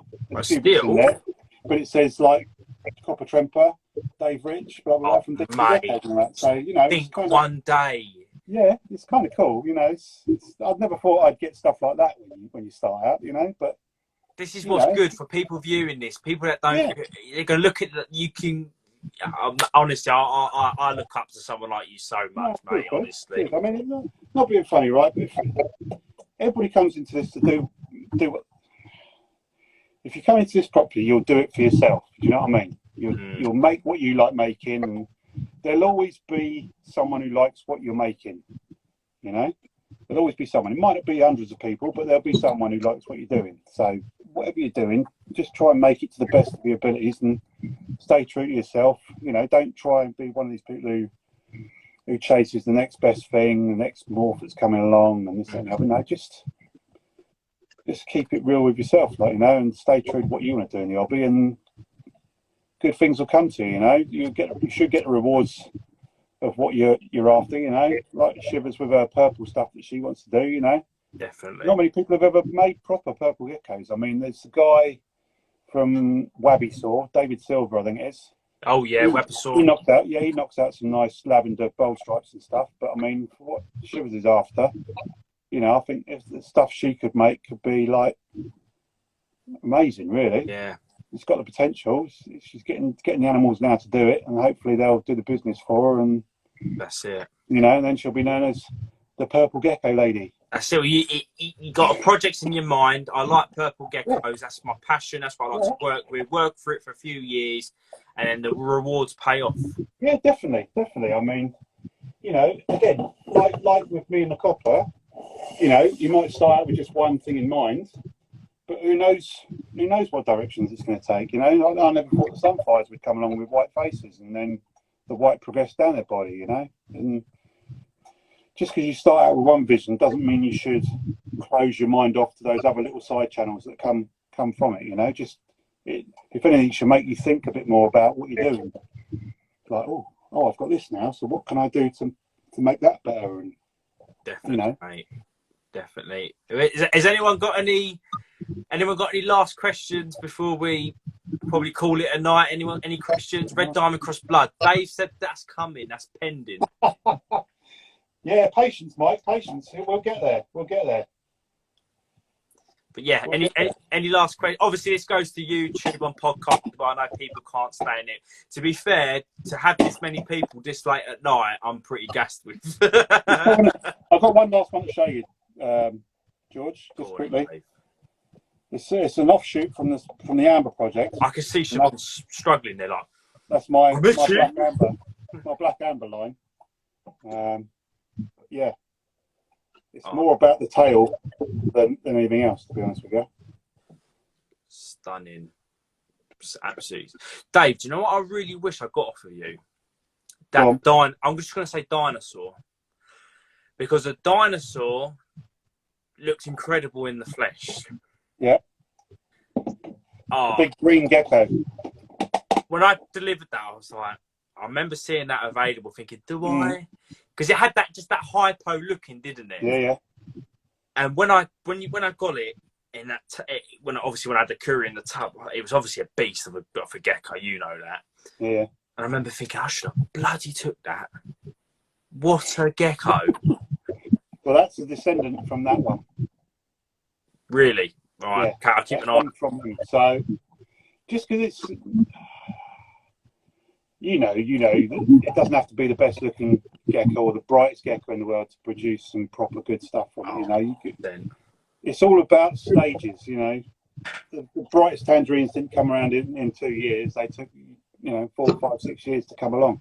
Yeah. So even if you've got something that you think isn't, the most eye-catching gecko there is, doesn't mean you can't work with it and pull something out of it. You know, if it's already got the genes, if you like, the hidden genes inside it to the potential, if you like, to make that, then stick with it because good stuff will come. Definitely. I guarantee it. Line breeding and polygenics is the way forward. Yeah, definitely. I mean, I think someone's once said, what about putting different combos together and what combos are you most looking forward to and stuff like that. And I'm like, I'm not really. I'm not. I don't want to say I've outgrown it because obviously I've got this little thing going on with the Super Snow that is quite a multi-gene animal. And yeah, I don't think it's been done before, but it's 99% of the time it's all about the polygenics and the pattern and the colour. You can just improve and definitely. Gold flannel on the itch. Anyway, Oh, sorry for your. We do have one. We'll give it one last question because Siobhan looks like she's battling here. So, Noble Geckos, who is Scott from USA, cracking guy. To follow his page, Noble Fan of Geckos. He said, "What is your favourite gecko in your collection?" Before we wrap it up for tonight. That for Siobhan. Yeah, look at the eyes. I like them all. I know what it is. Is it purple by any chance? No. No. Everyone knows what my favourite gecko is. Ebony? Everyone. No. Well, I don't know your favourite gecko then, Siobhan. Oh, is it It's Dave? Lil Dave. Little Dave! Can I ask? I know it's probably an inappropriate personal comment, but why is Little Dave called Little Dave? Dave named him for a start, but I stuck with it because obviously that particular gecko is what brought Dave and I closer together. So he's very sentimental. The gecko, not me. You're sentimental too, obviously. This is for Wade, by the way. This is a new little one I've got coming out. His name is Cyclops. Oh, look at that. Look at the black dot on the back on its neck. Yeah, that's why it's called Cyclops, mate. Yeah. Oh, wow, mate. That's a nice little white and yellow bell. White and yellow red stripe radar. So. Oh, absolutely stunning, Dave. Absolutely stunning. Anyway, guys, we'll probably call it a wrap here. I just want to say, before I get Dave and Siobhan the shout, I just want to say to you guys, I really appreciate you guys. You guys have been supportive with me. Dave's been amazing. Siobhan's been amazing. It's SP Geckos, DC Geckos. Siobhan, give your page a shout out. Let people know what you're working with. Have you got geckos available? Where to hit you up from? And then Dave can do the same. But yeah, everyone keep looking at Dave's geckos while Siobhan talks. Okay, I'm SP Geckos, and you will find me on Instagram and Facebook. I work a lot with bells. I do also have some trimpers. I have a big variety of different projects that I am working on. I do have geckos available, which you will find on both Facebook and Instagram.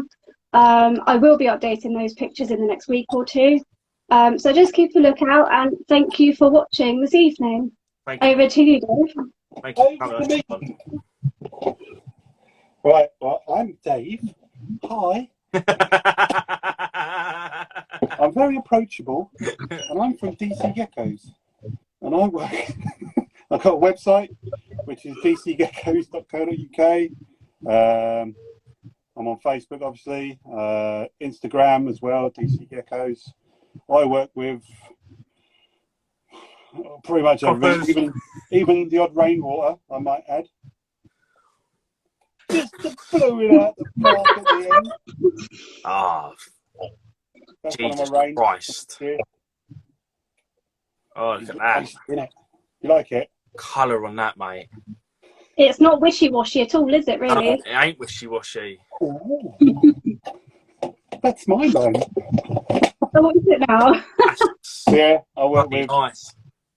bells, trempers, rainwaters, black knights, white knights, soup snows, max snows, gem snows, bit of everything. Blizzards, tangerines.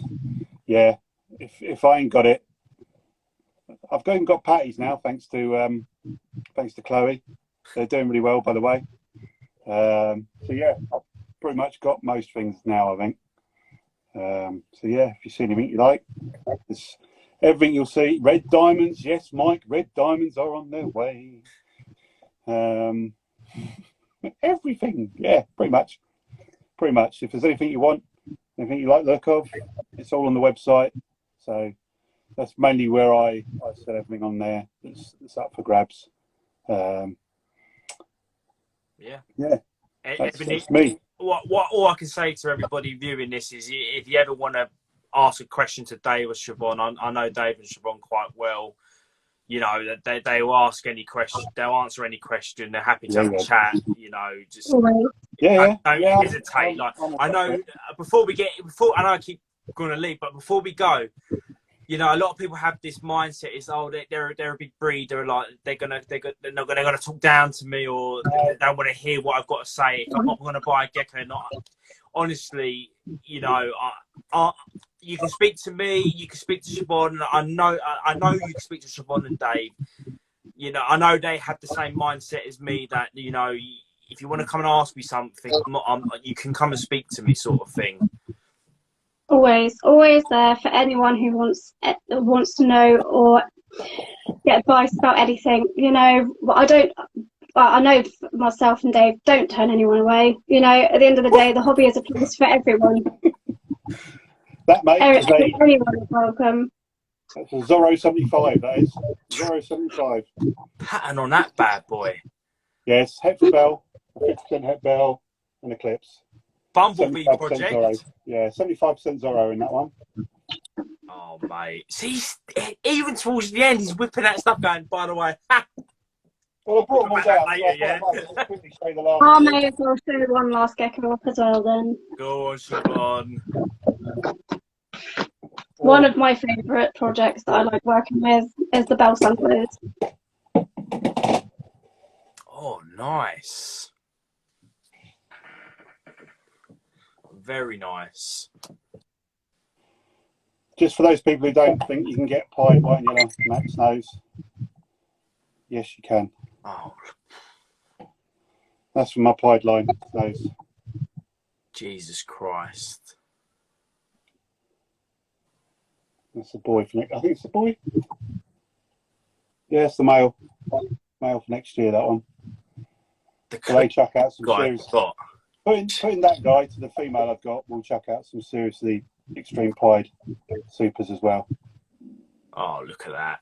Both of them. Even I've never. I don't think I've ever seen a bell sunglow. Is it a bell sunglow? You said, sorry, Siobhan. Yeah. Yeah, this one's a white and yellow bell sunglow. Jesus. You know why you haven't seen them, George? Because she had them all off me last year. That's why. Red diamond pied. Oh, this guy. He's relentless. Maybe two. You might get there. Stunning, Siobhan. Both of you guys, absolutely stunning. But we'll probably call it a wrap here, guys. I just want to say again, thank you so much for coming on. Anyone viewing this will go on YouTube and podcast, Spotify, all those platforms. DC Geckos, that's his Instagram, Facebook, dcgeckos.co.uk. Same with Siobhan, SP Geckos. Any last words you guys want to say before we call it a wrap? Thank you for having us. It's been an absolute pleasure, and thank you everyone who's taken the time out of their evening to, well, get to know us, I suppose. Definitely. It's good to put a face to a face. I know Dave doesn't. A lot of people viewing this have probably never seen Dave before, and do you know what I mean? So he's very, very sexy man in the flesh. Has that aura to him, you know, like Musk.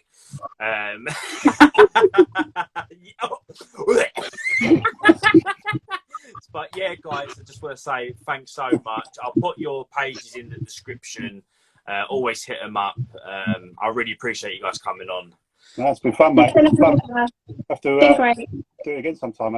Definitely do it again. In the new year, there's some fresh faces to show you, maybe. 100%, 100%. Anyway, I love you guys, and I'll George, all the best, George.